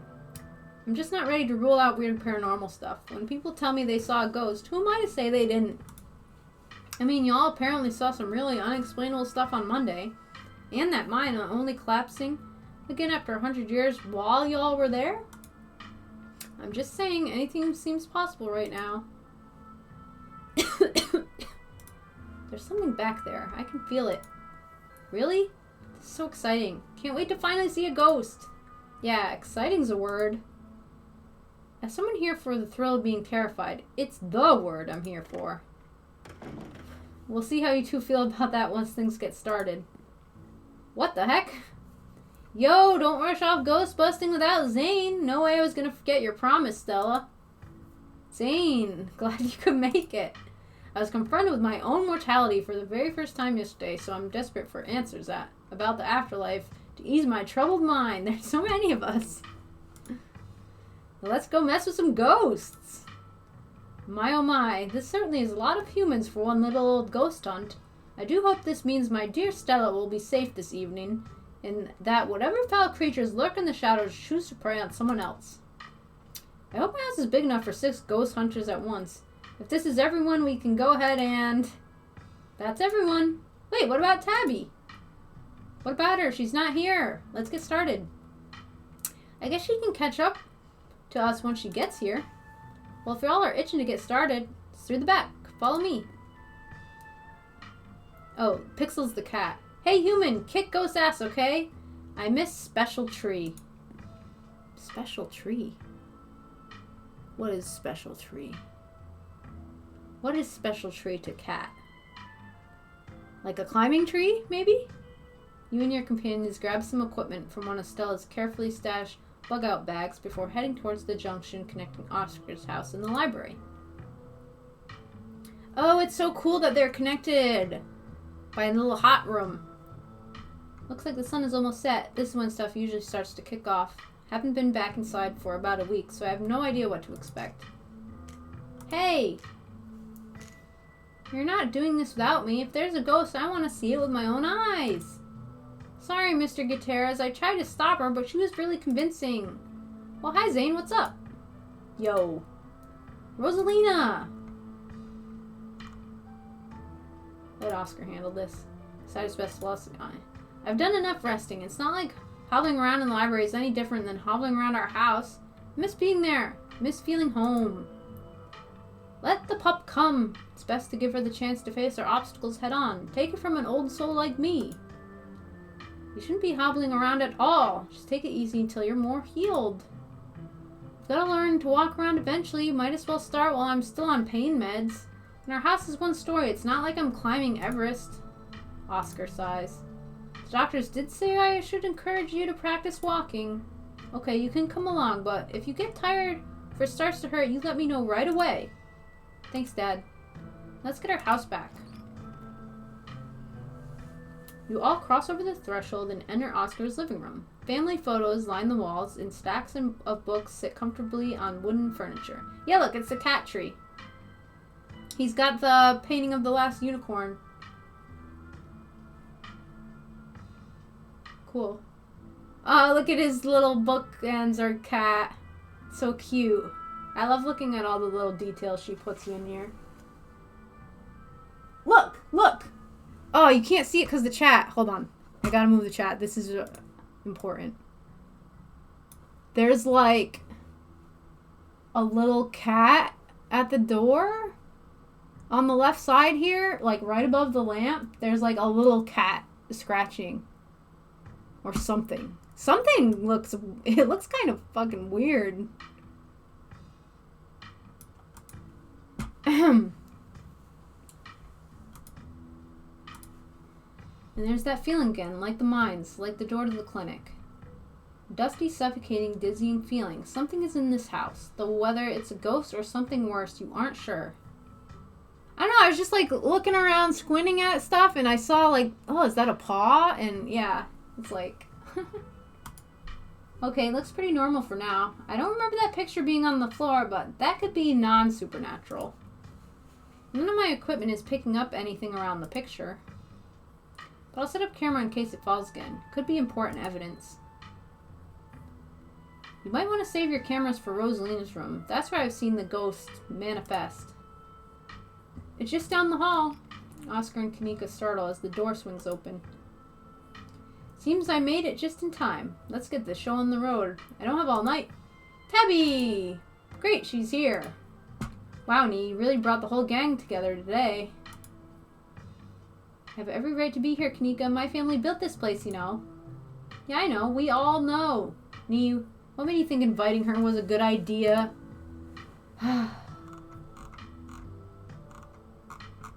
She's my cousin. Yeah, we're trying to bond. Deal with it. You don't see inviting Miles to stuff all the time. Just because your family doesn't mean you all need to be friends. Well, a lot has changed since high school. Maybe you two could be friends if you tried. Tabitha and Kanika eye each other suspiciously. The mutual disgust in their eyes tells you that Stella is not correct. Oh boy. I don't know. Gonna make them mad at each other. But maybe for now you can ghost hunt on opposite sides of the room.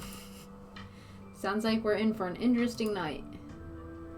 Glad I didn't stay in the same town with the people I went to high school with. No wonder small towns have so much drama. Wonder if the ghosts will even show with this many people around. Oh dear, could someone please warm the air back up? My joints are creaking in this dreadful chill. Gretchen feels the ghost presence. Wait, is it just me or does it suddenly feel colder? Sure did. I definitely feel that. Same, I've got chills. Temperature gun says it's actually a couple degrees colder, but that's normal. Rooms and hallways are sometimes colder than other parts of the house. Whoa, a genuine cold spot. I gotta snap a pic for posterity. Is that it? This isn't very scary.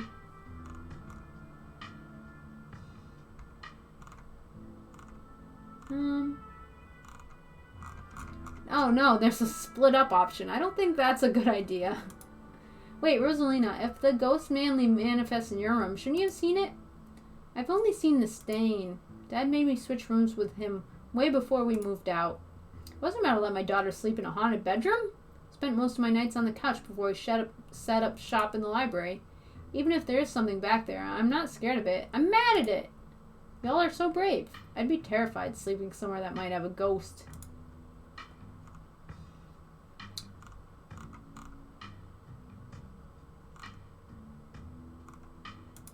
We're wasting our time here. Oscar said the ghost is in Rosalina's room. Yeah, but we don't have to rush there. I'm sure we can deal with it from out here, right?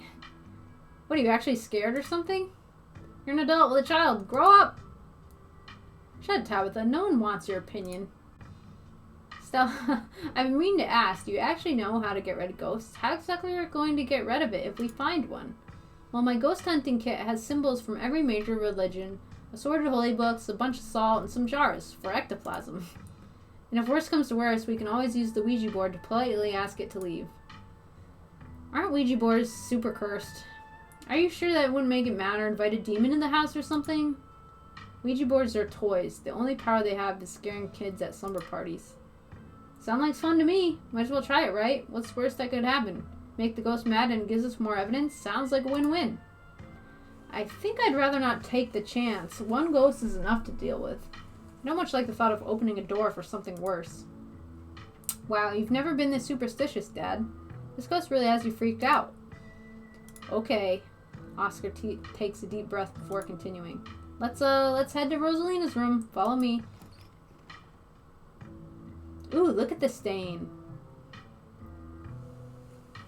Many boys. New album. She's got a little bat plushie. I have this bad feeling that Tabitha's gonna get grabbed through the window or something. Whoa. This is where I've seen it. It appears on top of the stain. Do you mean this massive blood stain? Stinks to high heaven. Yeesh, it's gotta be tough to scrub out. Doesn't the county own this house? Do they know about the damaged carpet? Have you seen your house? I don't see how that's relevant. Weird, I'm not getting anything. It's not even cold. Same temperature as the living room. Nothing on the EMF either. Then your equipment is wrong. Stain is definitely paranormal. Scrubbed it out too many times to count and it just keeps coming back. It's just a stain, Dad. Can't we just cover it back up? I don't mind sleeping in here. Maybe we have to scrub it out first. Could be that the paranormal stuff will activate if we give it a reason to. Oh, good idea. Never heard of a bleach-activated ghost before. You don't use bleach to clean a carpet, Tabitha. Whatever, how's I supposed to know that? Not everyone just learn how to clean things. If y'all are offering free carpet cleaning, be my guest. Gretchen says it's a blood stain. Ghost blood. Or it's just a rusty pipe leaking all over the floor. I think that'd be a bigger problem than what Nee and Stellis are suggesting. Why else do you think ghosts see through? Huh? Why else do you think ghosts see through? Huh? Bleach? Bleach in their eyes? Ghost blood sounds pretty intense. Have you all tried ripping up the carpet to see what's causing the stain? The government owns the house. There's no way I'm leaving a big red stain on their carpet. Made sure it was pristine every morning. Besides, I also kind of assumed it was ghost blood. Which it is. Don't worry, I'm sure they'll just take you to court for neglect instead. Did it not occur to you that there could be a leaky pipe under the floor? Or was there something written under there? Only one way to be sure. She's ripping it up! Stella excitedly starts tugging at the corner of the carpet. Ooh, Gretchen's clawing too. Are we digging? Let me help. This is my area of expertise after all. Oh dear. We're doing the government a favor, really. We'll cover for you. You don't have to sweat it. Oh my god, it's a trapdoor. Stella pulls back the carpet, revealing a hatch, the floor around it stained in reddish brown. What if there isn't a ghost after all? What if somebody lives down there? Okay, maybe I don't want to sleep in here. Nope. We're going down there, right? We're not going down there, right? A hatch! A hidden hatch! This is even better than finding a message. But there's no basement in this house. At least we weren't told about a basement. And look, all the red stuff is coming from underneath. Oh yeah, this is super haunted, alright. You've got a basement chock full of ghosts. I can just feel it. Still no readings, though. None of the equipment has made a sound. Of course not. You know, last month was super rainy. It's clearly been a long time since anyone stepped foot in the basement or crawl space or whatever is under that hatch. Must be a leak that flooded the whole area under the house. The water dissolved the caulk around the edge, and leaked to the carpet, and it's red because North Carolina has red-ass dirt. Simple as that. It's not mud, it's blood. Human blood. I tested it. Well, you tested it wrong. Haha, Tabitha and Kanika. It can't be blood, right? Kanika's right. You've got a muddy floor. And that's why it's so cold in there, too. There's wet dirt under the house. Congratulations. We solved your ghost problem. No way. There's an old hatch in the floor. Someone tried to seal up. We're not leaving until we know what's down there. Who's going in the fucking hatch? I'm gonna sell this. This is my room. I need to know what's down there. Have you considered they might have tried sealing it up because it's unsafe? Uh-oh. Do you think the flooding could have made the house unstable? I'm all in on ghost hunting, but I don't know if I could crawl into another dangerous crevice. I'm going for it. Oh boy. She just going right. Whoa! Whoa! Whoa! What happened?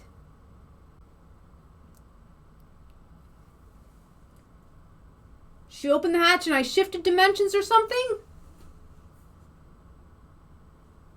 Oh, buddy. You come to in Oscar's living room. You can't tell what time it is, and your friends are nowhere in sight. At least physically, this is Oscar's living room. Spiritually and mentally, you've been ripped away to some other place. The building feels colder, and there's something about the air that feels wrong. It's stale with an undercurrent of mold and earth. Makes you feel claustrophobic, as though you're in a coffin. Each breath depleting what little oxygen is left. I'm saving.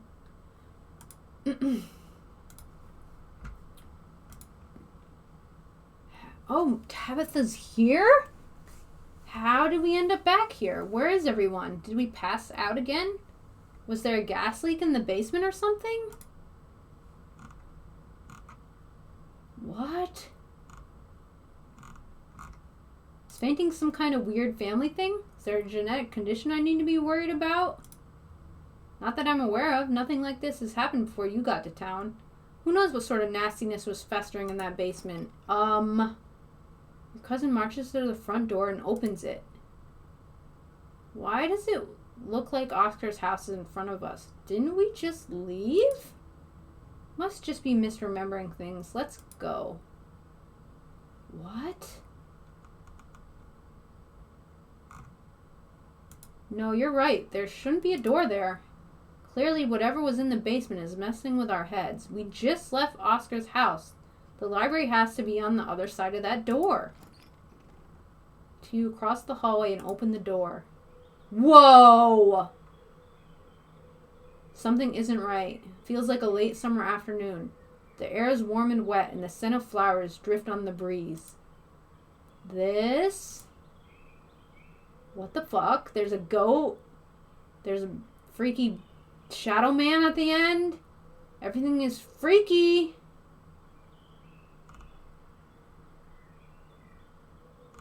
Fucking goat dancing. What the fuck? Tabitha, please tell me I'm not the only one seeing that scratchy shadow in the distance. You're not. What the hell is that thing? Am I having a stroke? Are you having a stroke? Are we both having the same stroke at the same time? Do you see that creature behind the thorns? That's one of the bad omens Stella and I found in the woods. What? Ew. Pinch Tabitha to see if you're dreaming. Ow, hey, what was that for? Suddenly remember you're supposed to pinch yourself to see if you're dreaming. Tabitha glares at you. There's got to be an exit somewhere. We just have to look. Wait, do you hear music? Whoa! Whoa! Freaky Ghost Stella and Freaky Ghost Gretchen? Movement stirs as a figure cloaked in shadows rises to attention. Stella? The lover. Who are you? What are you doing on my property? Bark, bark. Woof, bark. Huh?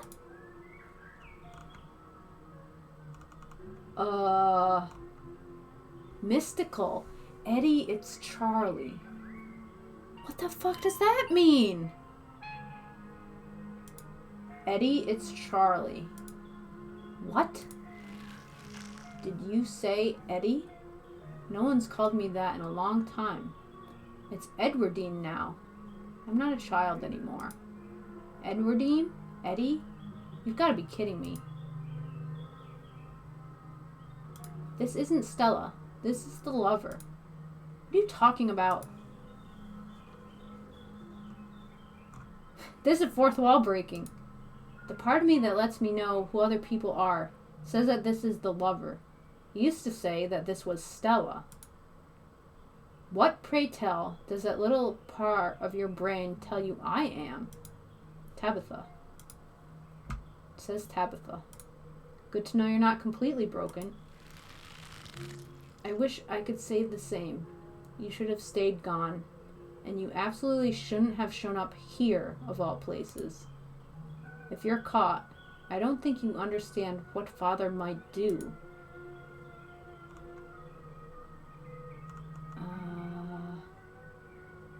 What? Play along. I'm not scared of Father. Okay, what is this? Some kind of scene? Wow, great job, you got me. You can stop now. Arf, arf. I can't. It's not that easy for me. My brothers were sent to the Eastern Front, and now I'm the only Scarlet left beside Father. I have responsibilities, Charlie. Shut up. Shut up!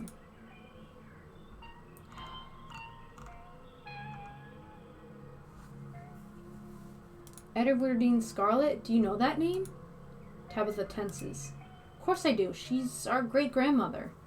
And Stella knows that. But if this is some kind of possession, there's no way it's her ghost. Edwardine died in the estate. There's no reason she should be haunting the annex. You should just get out of town while you still can. Whatever you came back for, it's not worth it. Oh my god. You're right. What I came back for isn't worth it, but you are. I won't leave the holler without you. If you change your mind, I'll be around. Whoa. She's gone, along with the shadow in the corner of the room. Come on, we must have taken the wrong door out of the annex. We're getting out of here before anything else happens. What about Stella? Oh boy. We have to go after Stella.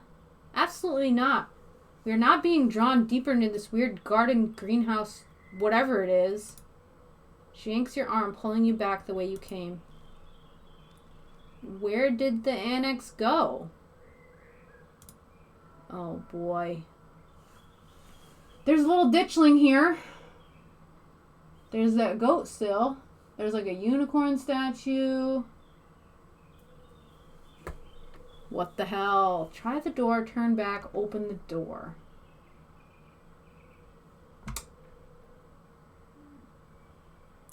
I want to turn back because I want to find Stella. Ugh. I want to get Stella. Let's turn back. Yeah, maybe we just got turned around. Oh gosh. Do you turn around only to be met with the same door? Where's the annex? Where are we? Don't you get it? This is the annex. Bullshit. This is all bullshit. She storms up to the door, throwing it open. Oh boy. Bells ring as a cacophony rages outside. Door in front of you pulsates as figures unseen bang against it. The shaded figure from the garden sits in the corner, ever so slightly more defined. He's right under the chat. Oh, he's so creepy. There's a ditchling crawling on the wall. There's a ditchling coming right on the side. They're all around. There's a bloody miner's axe, which seems very incriminating to me. Are you kidding me? This is messed up. We need help. God, please let this call go through. Tabitha anxiously taps her foot as she waits for her phone to connect. Hey, it's... what? No, it's Tabitha. Didn't you see the caller ID? Stop interrupting me. Can't you hear what I'm... Your cousin is cut off by the dial tone of a disconnected call. Great, she couldn't hear a word I said. Looks like we're on our own. Whoa! Jesus Christ! The mother. Junior! Junior, pack your things, quickly! Hurry! Jesus, Rosalina, you scared the shit out of me. I don't know who that's the girl with the foot? What the fuck? The mob. Maybe we should run him out on a rail too. Make an example of the whole family. What the fuck?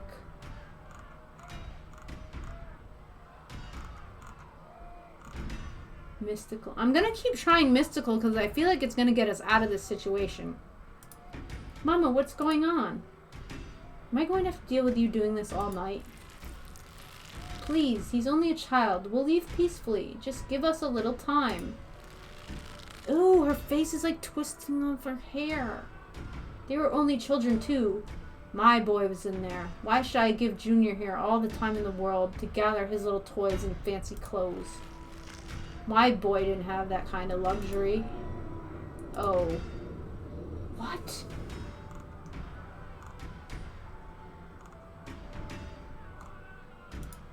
The mob is talking about the collapse, right?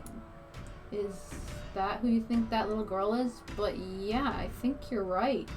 So the mine collapsed 100 years ago or something. Not 100 years, but it collapsed and 100 people died. That's what they're just talking about. Don't listen to him, Charlie. Just keep packing. Looks like the others are on their way. Better hurry, boy, or you and your little dolls here might get burned up. The mob.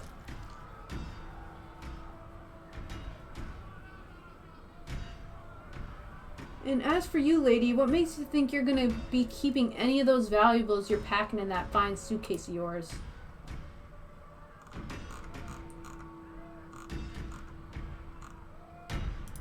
Mystical. Daddy said when he's not here, I'm the man of the house, so you don't get to push us around, mister. I'll call the police. Oh, so you're like some kind of a toddler now, aren't you? Trust me, boy, the coppers ain't coming here tonight.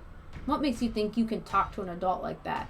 Maybe they should have had you working in the mines too, instead of lazing around in this big house. Maybe you would have learned a thing or two about respecting your elders. Don't talk to my son like that. Don't talk to me like that, woman. I call the shots. Now get out unless you want to go up in flames with all your precious jewels and expensive dresses. You're lucky I'm even letting you leave.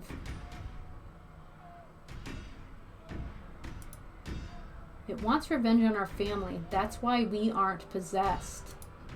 But neither of us has done anything wrong. It's been over 100 years since the collapse. It's okay, Charlie. You can make new ones. Even better than these. It's good for them.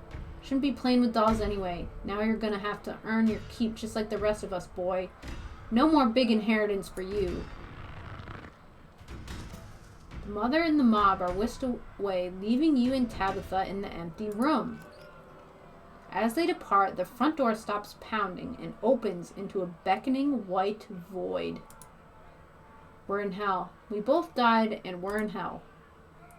Jeez.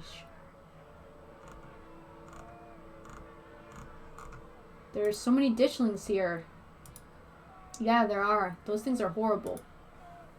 But see, the thing with the ditchlings don't hurt you themselves. They are omens of bad things to come. No wonder you were too scared to come back to the estate on Monday. Are we supposed to be Charlie? Is Charlie the ghost? Your guess is as good as mine. Who did you call on the phone earlier? Friend of the family, not that it matters though. The call didn't go through, so we're on our own. Okay, let's put our heads together. What do we know? We know that we can't leave, and we know that we're not possessed, at least as far as we can tell. And whatever we saw in this room, at least, happened right after the Shaw mine collapsed in 1918. I think the only option on the table for us right now is to keep doing what it wants us to do. Maybe it'll stop at some point, or maybe we'll figure out a way to escape. Okay. Continue through the door. Let's get this over with.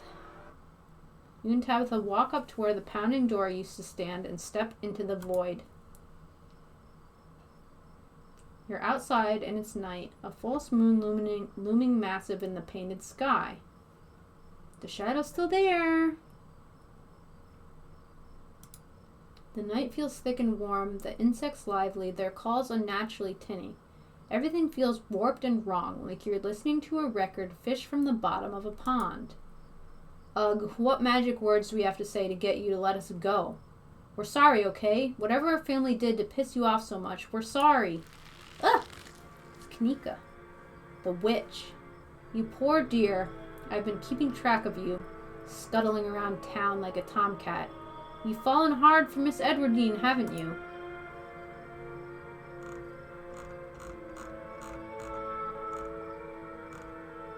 Mystical. Back off, lady.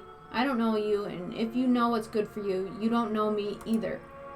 Who's this one supposed to be? Nosy neighbor? There's no need to be embarrassed. Your secret is safe with me. You know, I never did approve of what the Scarlets did to your family, and what it did to the two of you young'uns. Childhood sweethearts, just think how lovely it would be if you could just be happy together. That's what you want, isn't it? So Edwardine and Charlie.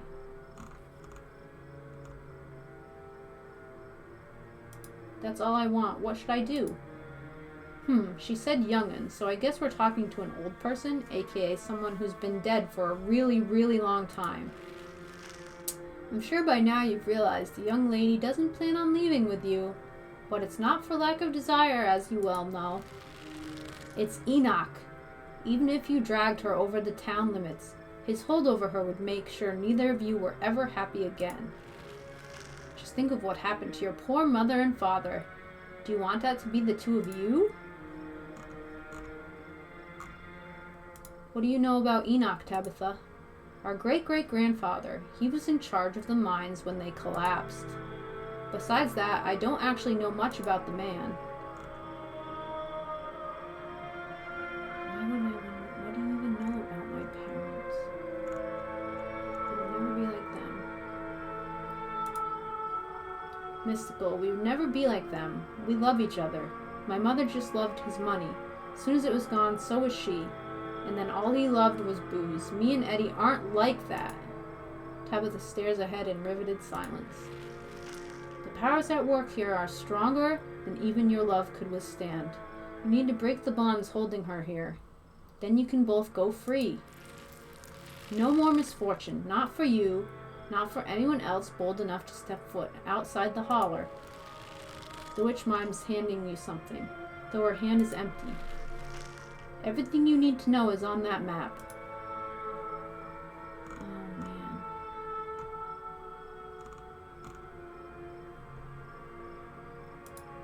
Mystical, I don't understand. Is this a map and some kind of poem? That's where you'll find them. You need her there. Then read what I've written down, and be careful. Good luck to the both of you. I hope you get your happiness. And then she's gone. Tabitha sighs. Okay, let's find the way out. Unless you have any ideas, I don't think there's anything else we can do until we go to the end. Or until we die, whichever. Before the two of you can leave, a smell hits you. Sweating, suffocating flesh, with a tinge of the saturine, and stomach-churning scent of decay. Whoa! Oh! It's Wayne! He's coming to save us! He opened the hatch or something. We can get out of this Truman Show-esque freak show. There you are. I would have found you sooner, but the resident clearly doesn't want me here. It doesn't seem to have the same issue with these miserable little parasites. He squished the ditchling. Oh, he squished its head! Bottom feeders always manage to slip through the cracks, don't they? Run or talk? I'm gonna save. Talk. How'd you get in here? Tabitha's ex. Quick, Tabitha, let's team up against him. You want to figure this out with us? Are you Sam Wayne or something else? How did you get in here? You say that like it would be hard.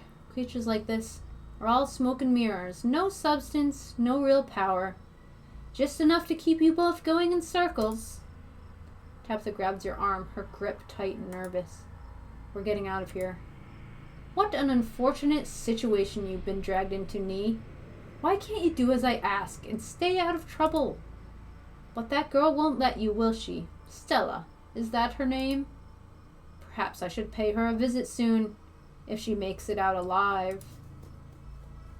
Tabitha bolts for the underbrush, desperately pulling you along. Stella?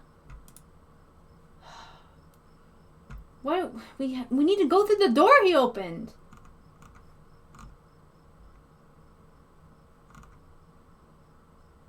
Tell me now. Did you kill Sam Wayne? Absolutely not. I'm telling you the truth. Please stop asking. If you see that thing again, just ignore it. Or better yet, run away. Is he the ghost? Now come on.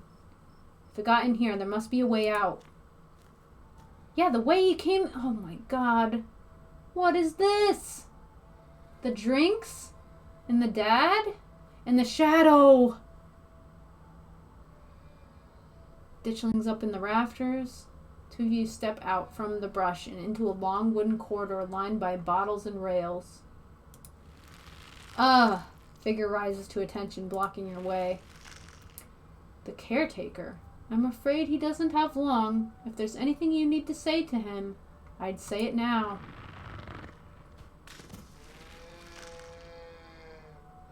As the caretaker is swept away, the room pulls itself to you, and you find yourself looming over a deathbed. The father lies in its center, looking pitifully small. Ugh! Oh, he's shrinking. I'm sorry, boy. Sorry I let my troubles drive your mama away. And sorry those troubles mean I'm leaving you all alone now.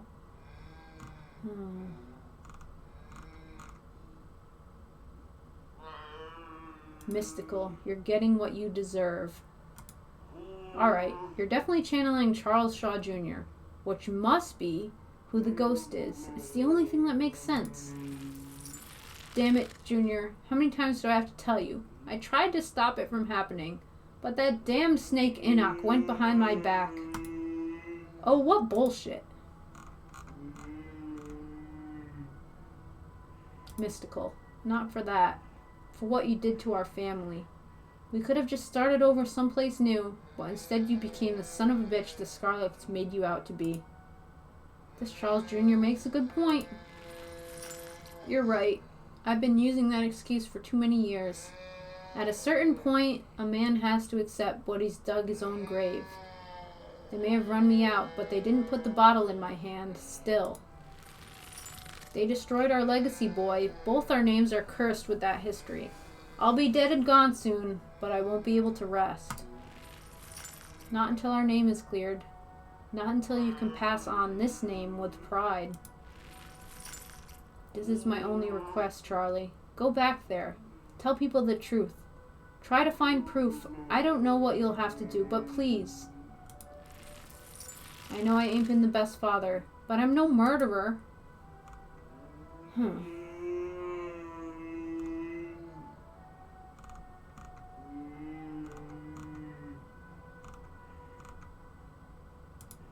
Mystical. I'll see what I can do. Get some sleep.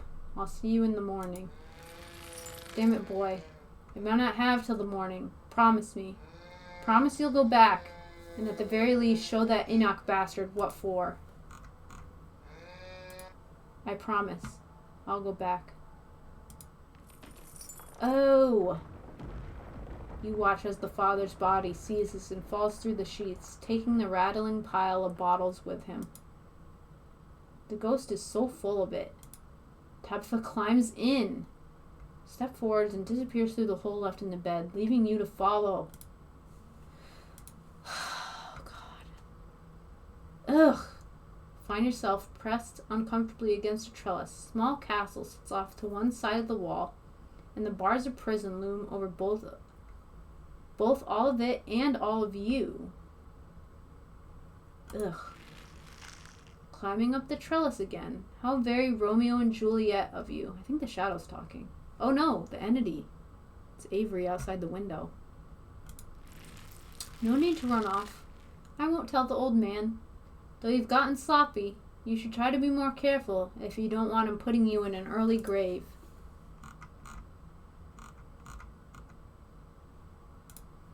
Who are you? Are you one of Eddie's brothers? I thought they were dead. No, not one of her brothers. I'm a prisoner, another victim of the Scarlet's lies. Like you, Charles Shaw.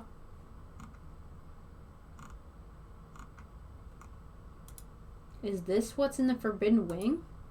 The Forbidden Wing is a bunch of old rooms that are dangerously run down. I don't have much perspective on what they were like in their heyday, but going off of what they're like today, they'd be a terrible place to keep a prisoner. A mere generation makes no difference. His blood runs in your veins, does it not? And now it runs in hers. Yes, it seems your little trysts bore fruit, and oh, will you ever be in trouble when the old man finds out? Tabitha's eyes go wide. How do you know that? Who are you? Shh, let it talk. I think this might be important. You know, you don't have to keep dangling there. Come inside. You'll be able to hear me through the door just fine. It's the door in the mansion. The world around you swirls, and you and Tabitha find yourself pulled to the other side of the wall. A door bound by countless locks and chains pulsates before you. I keep wanting to move the chat because the shadow.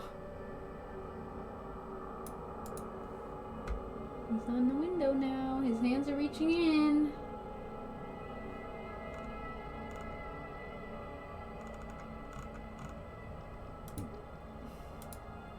There are so many locks. I can't free you if that's what you're after.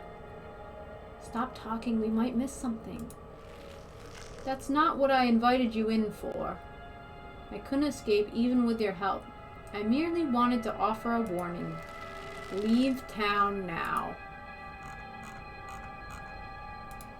Absolutely not. Not leaving without her.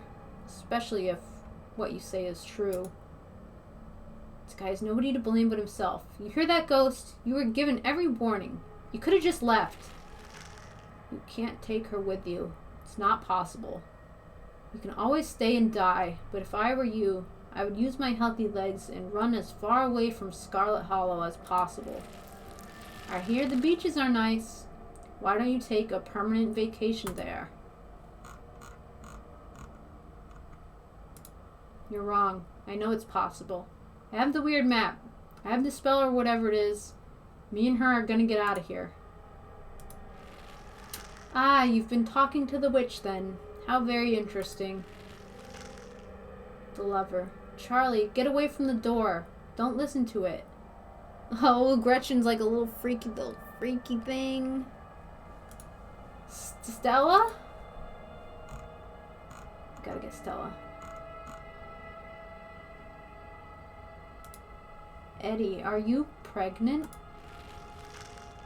How does it know that? This is too much. I just want to go home. Do you feel sick? I feel sick.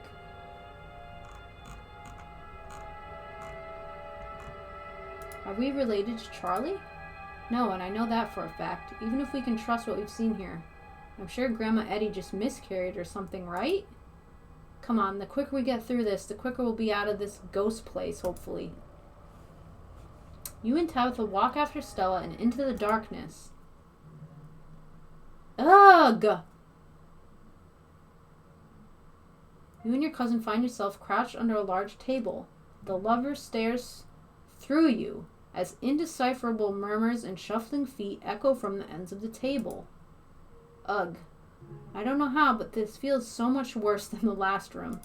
Hi, Mom. I'm playing a scary game. Yap, yap, yap. They're so lovely. Are you sure I can keep one? You must have worked very hard on them. Of course, it's a present. When you look at it, you can remember all the fun times we've had. So now you and Stella are both doing baby voices. Don't expect me to let you live this down if we get out of here. I'll try to keep it away from my brothers so they don't smash it, though I wish I could make it move like you can.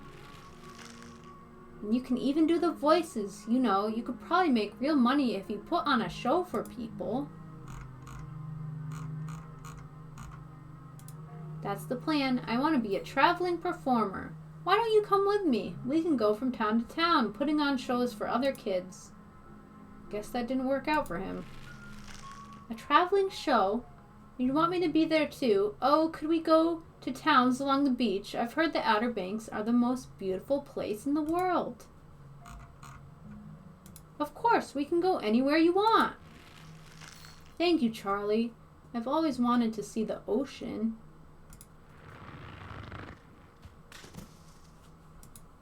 There, are you done now, Charlie? Can we leave? Everything crashes to a thunderous black before you or Tabitha can get in another word. Okay. Okay.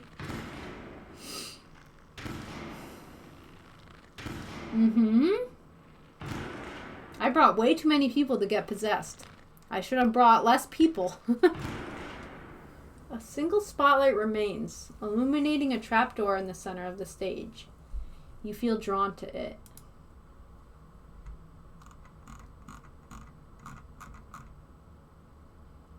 The trapdoor. Are we back in Rosalina's room? We must be. Which one of us is going to open it? I'm opening it. Carefully step towards the trapdoor. Creeps open all on its own. Oh God, this is so much worse than opening it ourselves. You and Tabitha are shoved from behind and tumble through the hatch. Oh! The weird symbol. Wait, it's different than before. It was a goat. It took some digging, but it's there. The map was right. What? That means there's hope, Eddie. Whatever it is that enacted, we can undo it. Oh my God. We can be happy together. Damn. Eddie? Why? Why'd she do it? What the heck? She killed him with a bat, even. What a terrible... Why? Oh God, I'm actually going to be sick this time. Cousin violently heaves into the void, but nothing comes up. There's nothing here. This place is completely empty.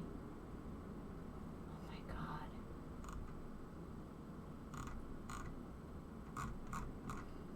So Edwardine was a murderer. Sure she had a good reason. This isn't very fair, you know. We only saw one side of the story.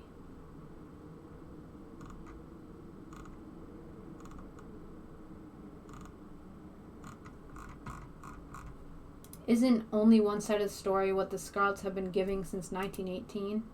Shut up. Ugh, what now? Oh boy.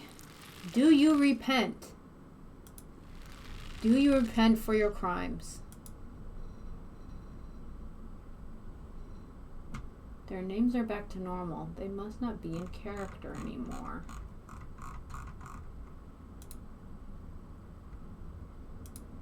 Maybe it's getting weaker.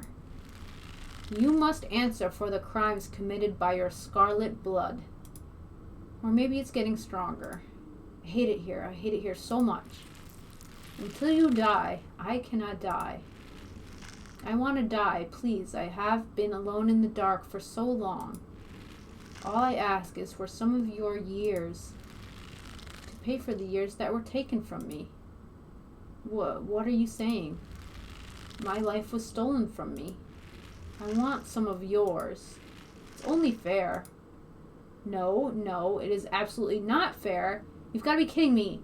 Neither of us had anything to do with what happened to you. The sins of the father are to be laid upon the children. One of you must forfeit. It doesn't matter which. Bullshit.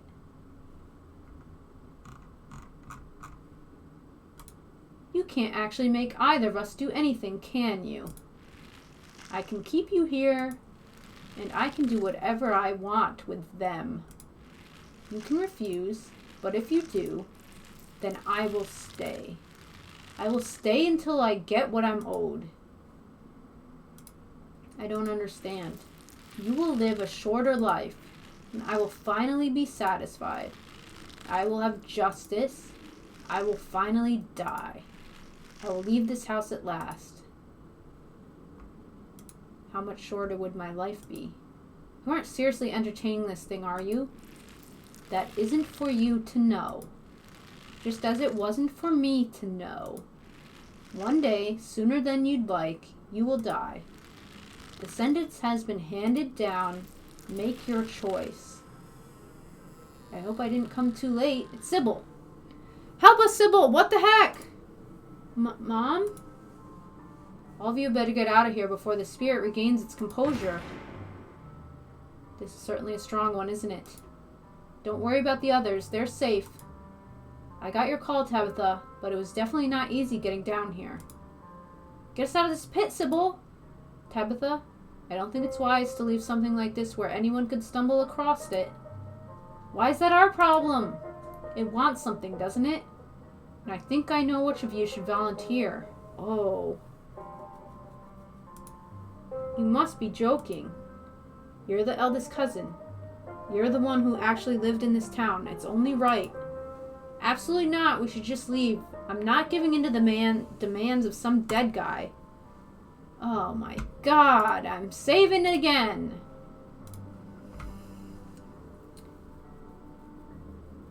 Agree, Sybil. Tabitha should be the one to handle this. I'm not leaving before I put this thing to rest.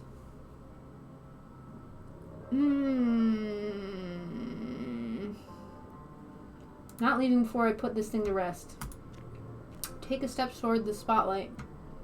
As you move forward, you feel Tabitha's hand on your shoulder. Nee, what are you doing?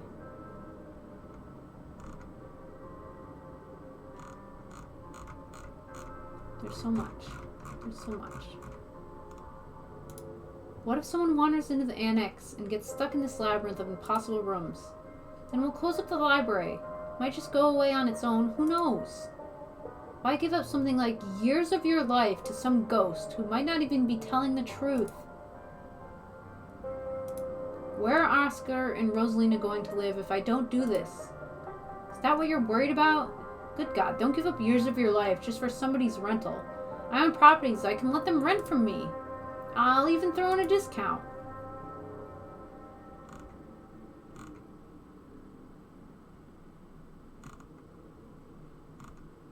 Sheesh. I don't know how I feel.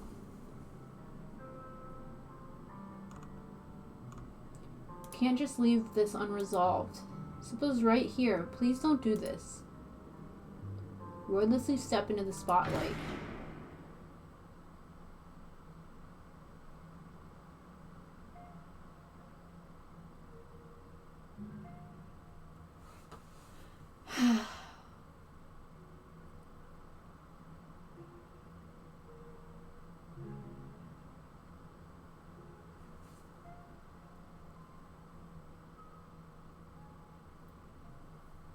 What is this shadow creature?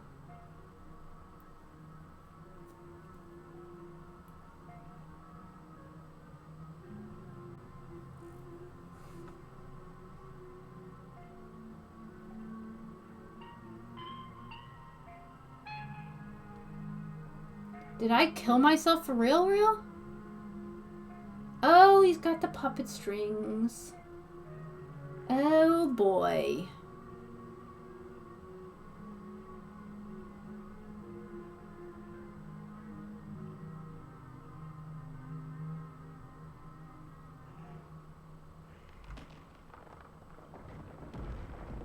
For the first time in what feels like hours, the earth around you feels solid, real, but also soft. You feel it pressing in on all sides, cold and growing tighter by the second, as the soil settles. Claw your way out. Your arms tear at the earth until they break through into the air. Oh! As you gasp for breath, you take a look into the pit behind you. She hid his body. The guy she murdered with the bat is hidden in the trap door.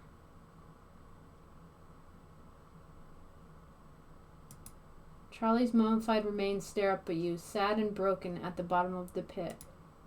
You're only able to maintain your gaze for a moment before exhaustion overwhelms you. With the last of your strength, you hoist yourself from the pit and collapse on the floor. You feel like death. No, Nee, what happened to you? You look awful. It's done, Tabitha. If you have any regrets, keep them to yourself. You try and think of words to say, but you're still delirious from what happened. You struggle to form coherent thoughts. Come along, Nee, let's get you home. What the heck? Quietly walk towards the stairs. Tabitha rushes to your side to give you a shoulder to lean on as you walk.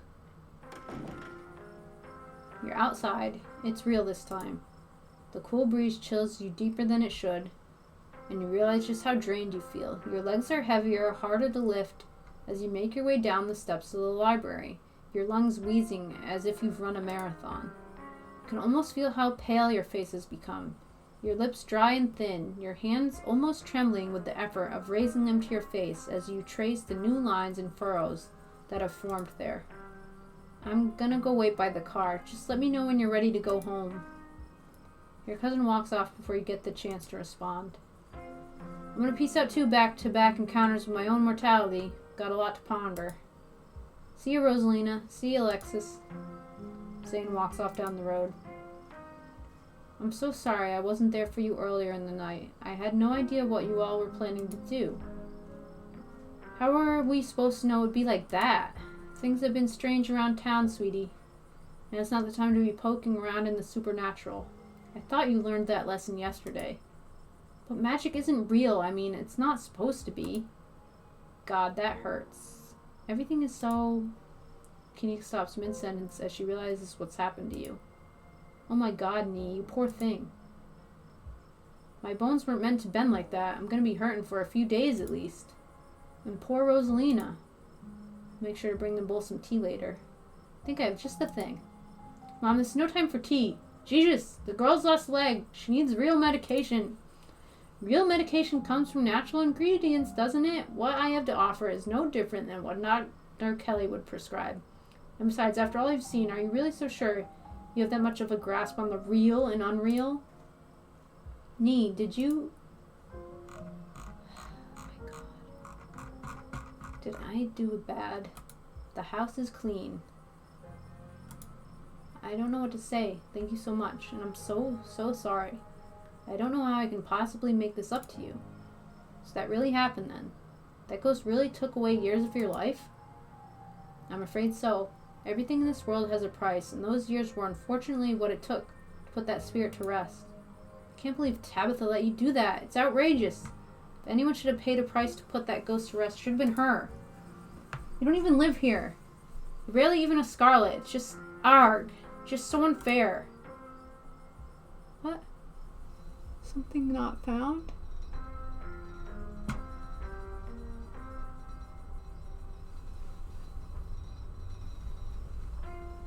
Oh, her sprite not found or something?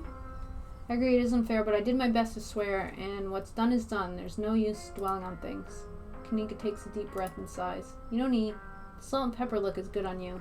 Maybe this isn't all bad. I go gray from the Oh my God, how much did I age? How many years did it take? Sorry, just trying to be positive. Stella's way better at that.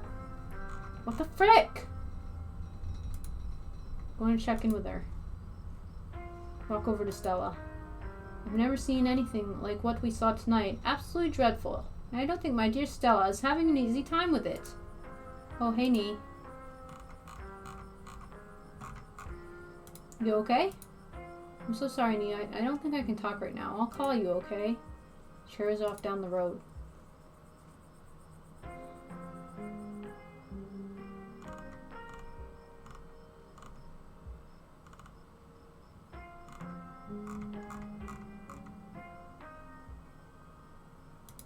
I think she took the brunt of things in there. No wonder she's having a hard time right now. Should we go after her? She's a strong girl. She's had to grapple with a lot of turmoil in her life. She can handle an evening like this. Nobody here should be rushing after anyone right now. That goes doubly for you, Kanika. You don't want that cold of yours to get any worse. Better not get any ideas either, Nee. You need time to recover. There was another carving in there. It's a pretty weird coincidence, right? Yeah. Sorry, I'm a little lost. Have you been finding carvings around town? This is news to me, too. I'm sure everyone here could stand around theorizing about this and that all night long. There'll be plenty of time for that tomorrow.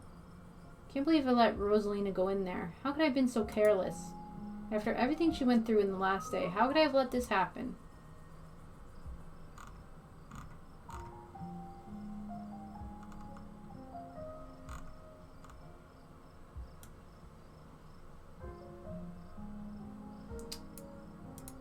You couldn't have known what was going to happen, Oscar. None of us could have known. Don't blame yourself. I'd seen it before. I should have known it could get worse. I shouldn't have let Rosalina come with us. Dad, what did I tell you? Stop blaming yourself. You couldn't have stopped me. If you tried, we were just sneaking after you. Yeah, Rosalina's going to make us go in there no matter what. You didn't put a ghost in our house. It's not on you.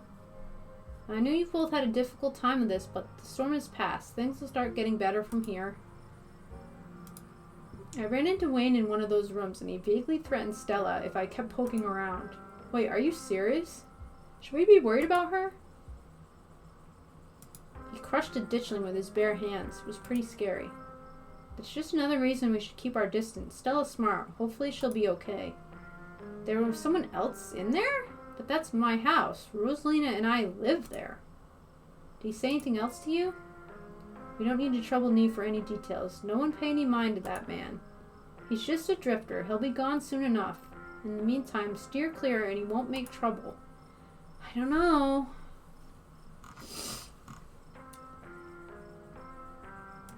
Do any of you know who you were supposed to be? No idea. The word just came out. There was no context, nothing. But there was a weird feeling, like an overwhelming guilt. I was so angry. I was mostly just scared. I didn't feel any of those things. I don't know how to describe it. I felt powerful. I was just cold. I should head back with Tabitha. I should probably head back inside. It's starting to get chilly out here, and there's still work to do to get Rosalina set up for the night. She really gonna sleep in that room? With the dead body in the hatch? Don't be a stranger and let us know if you need anything, Oscar. Well, thank you, all of you, again. I believe it's time for me to get my daughter home as well. But, Kanika dear, you haven't been feeling well. You need to get some rest. Okay. Kanika warily treks back to the general store. Before I go, Sybil places a hand on your arm, holding you back for a moment. I'm sure you have questions after everything you saw tonight, and about what's happened to you, but let's not get into it here. I think everyone could use a little rest and relaxation right now, yourself included. If you swing by the tea room sometime tomorrow, say early afternoon, you and I can have a little chat. I'll see you then, Nee. Sybil leaves you and catches up to her daughter. I guess it's just the two of us now.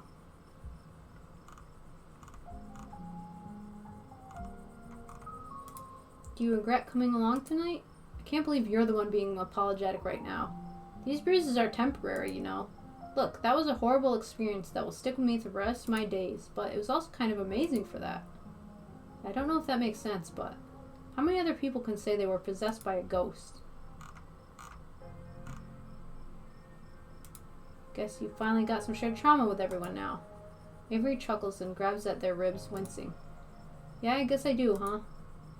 I know tonight was horrific, but it was also thrilling. And knowing we all went through it together makes it easier. There are people to commiserate with tomorrow morning, when the soreness really starts to set in. Which reminds me, I better get back home. I'm supposed to have a shift tomorrow morning. Might have to call in sick, but here's hoping a good night's sleep is enough to heal up. And I hope you feel better soon. Let me know if there's anything I could do for you. Avery heads off, leaving the square in front of the library empty. Time to wrap things up here. Oh, goodness. I don't know about my decisions. I don't know.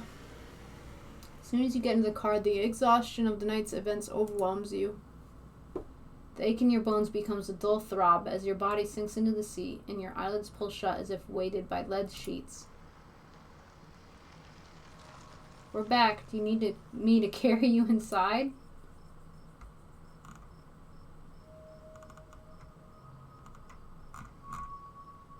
Did I dream that I gave up years of my life to get rid of a ghost, or did that actually happen? I think you can answer that question by taking a look in the mirror. You do as Tabitha suggests and look into passenger seat mirror. Your face looks so much older than the last time you saw it. The cracks and furrows of age line your skin, and streaks of your hair have turned stark white. Great. Great. Great. That's great. Oh my god, my face. Yeah, your face. Now come on, let's get you to bed. How can you be so nonchalant about this? You're back inside. The chill of the night breeze is a little better here, but your legs are numb with exhaustion. Well, we're back. I have to imagine you want to get to bed. What the fudge? Good night, Ma.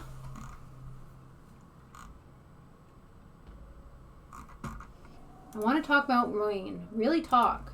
Do you really have the energy to keep talking? Do you think he's going to hurt Stella? No, he's a creep, but I don't think he has it in him to hurt her. And I don't know if you've noticed, but Stella is irritatingly resourceful. She'll be fine. Why is he following me? He's a creep, stalking his ex's cousin. All the more reason not to talk to him. He's a different man now. Stay away from him. Talking isn't doing much good for your condition. If you keep going, you might just collapse on the floor. You can barely stand right now. We're getting you to bed. You're too tired to possibly object. Don't keep poking around looking for trouble.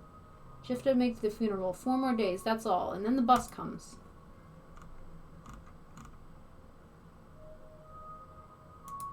I'll do my best. Let's both hope that your best is better than the past 3 days. Look at yourself. You must die tonight, and unlike the past 2 nights, this time you've got the scars to show for it. Make them count for something. Anyways, night. See you tomorrow. What the fuck? Time to go to bed. Ah! Don't even notice yourself entering the guest room and falling into bed. Suddenly you're just there, buried under your family's musty covers. It's Wednesday night. Nearly half a week has passed since you first arrived in town. A little over half a week remains until the bus comes to take you home. The spirit of Charles Shaw Jr. has been put to rest at the expense of unknown years of your life. The specter of the night's events will linger over you for every day you have left, grim reminder of the price you willingly paid for the crimes of a family you never met. Maybe it'll be easier in the morning. Maybe your joints will ache just a little less than they do now. Maybe you can still right the capsized ship of your now broken life. Or maybe things will only get worse from here. Ugh, it makes me feel like I did such dumb decisions.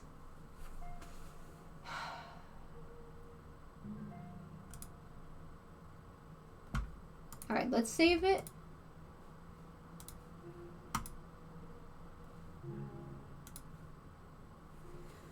Oh! Ah!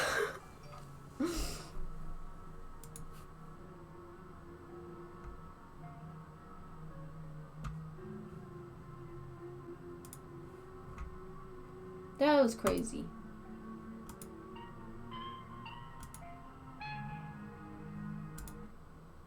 Listen though. Let's load. Let's load and make her do it. Do we want to see what happens with Wayne too? See, if I click this actually, what does my book say? No, it's not going to fill in until the next chapter.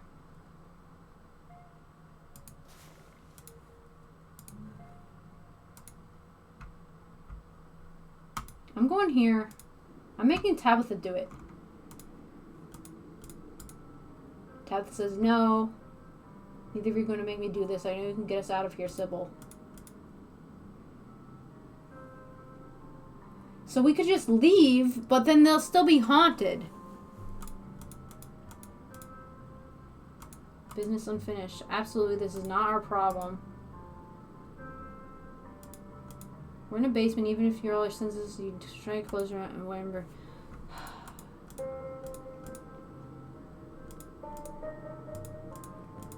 But they'll still be haunted.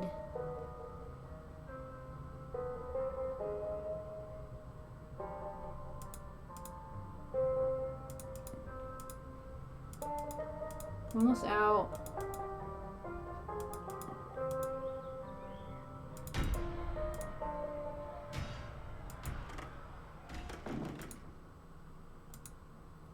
Sorry, I'm just gonna explore in the options a little bit, you know? Little faster, not reading it. But then they're still haunted. Would have been much better to banish the thing. Not my problem, not Nee's problem.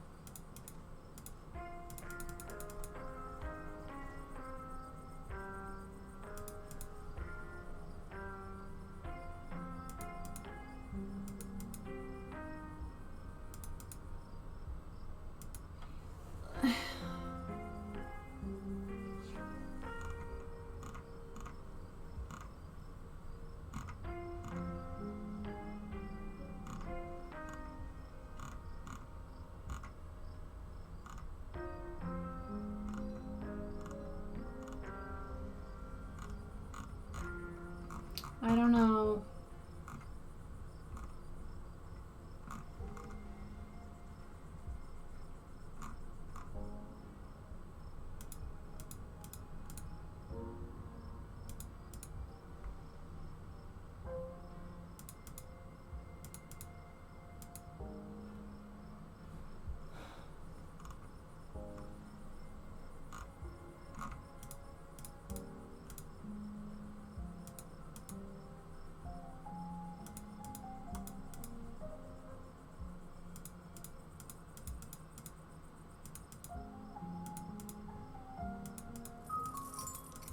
Okay, I could give them the empty house.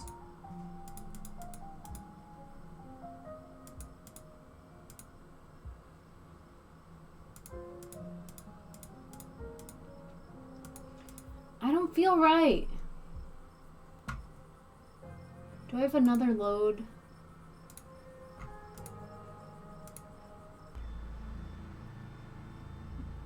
Oh, talk didn't really work either. Talk and run. It's probably the same then.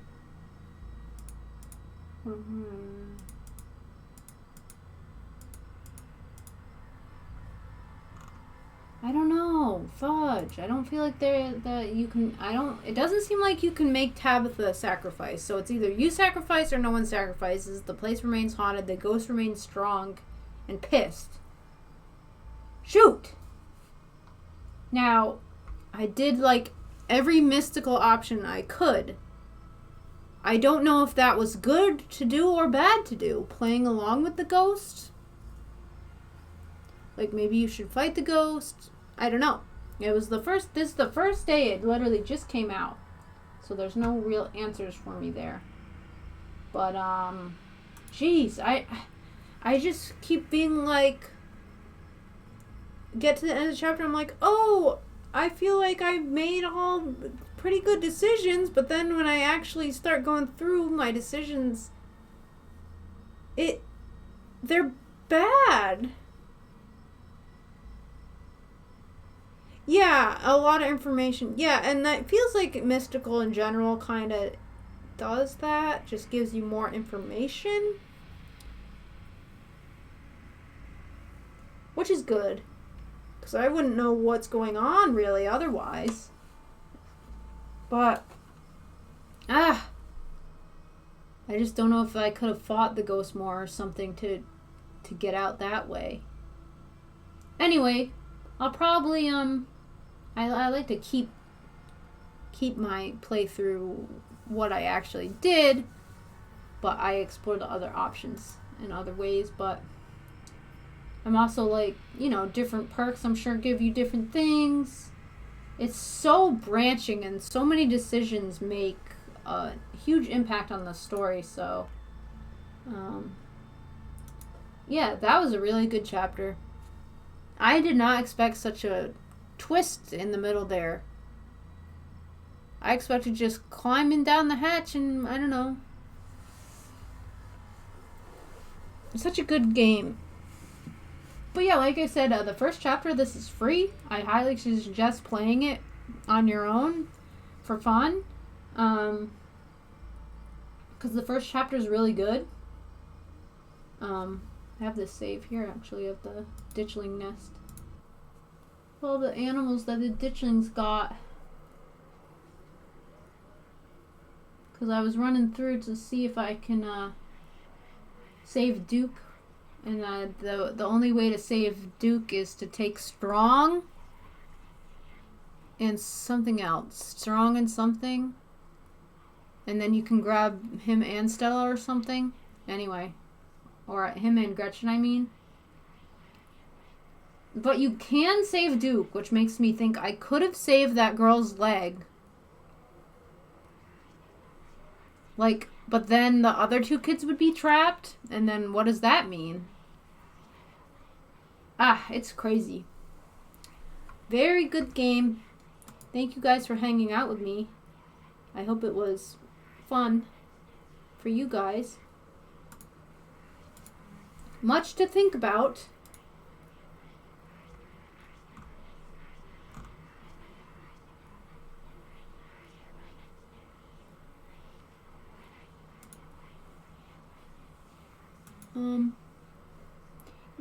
Yeah, so far,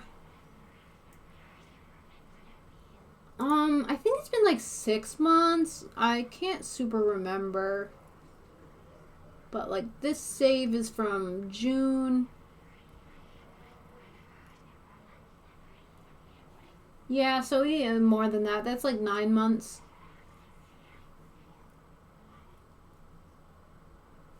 And then the first chapter looks like it was September. So it looks like about 9 months between. The end of this chapter did say that they were trying to get it done by the end of this year, the next part. So that's exciting. I just have so many. Every time I get some answers, I just get a dozen more questions. But I like it because I save my playthroughs so that I can kind of refresh and kind of keep up with the game, even though it's a long time between episodes. But yeah, super good. It's just so well drawn and well written and everything. I'm having so much fun with it.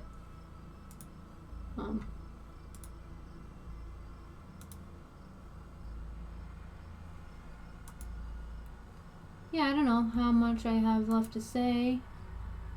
I think my next stream this week is gonna be try to finish Little Nightmares on Thursday.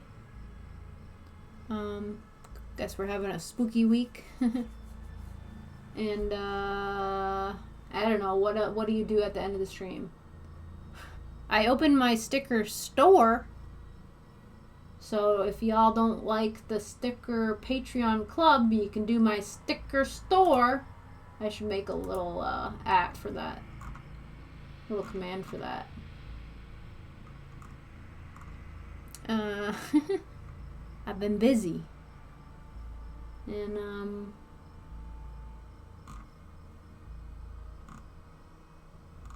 meat. Nah, like real stickers. Or for real money. I'm trying to get the link. Here we go.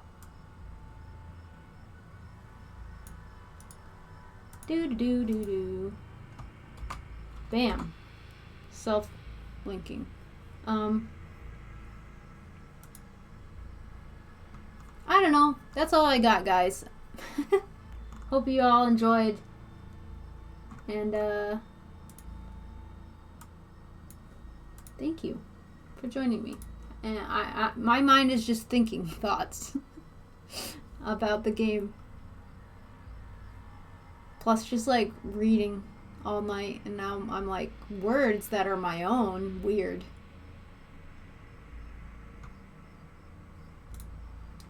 But yeah. It was so fun. Thank you again. And have a good night. I'll see you guys on Thursday's stream or whatever.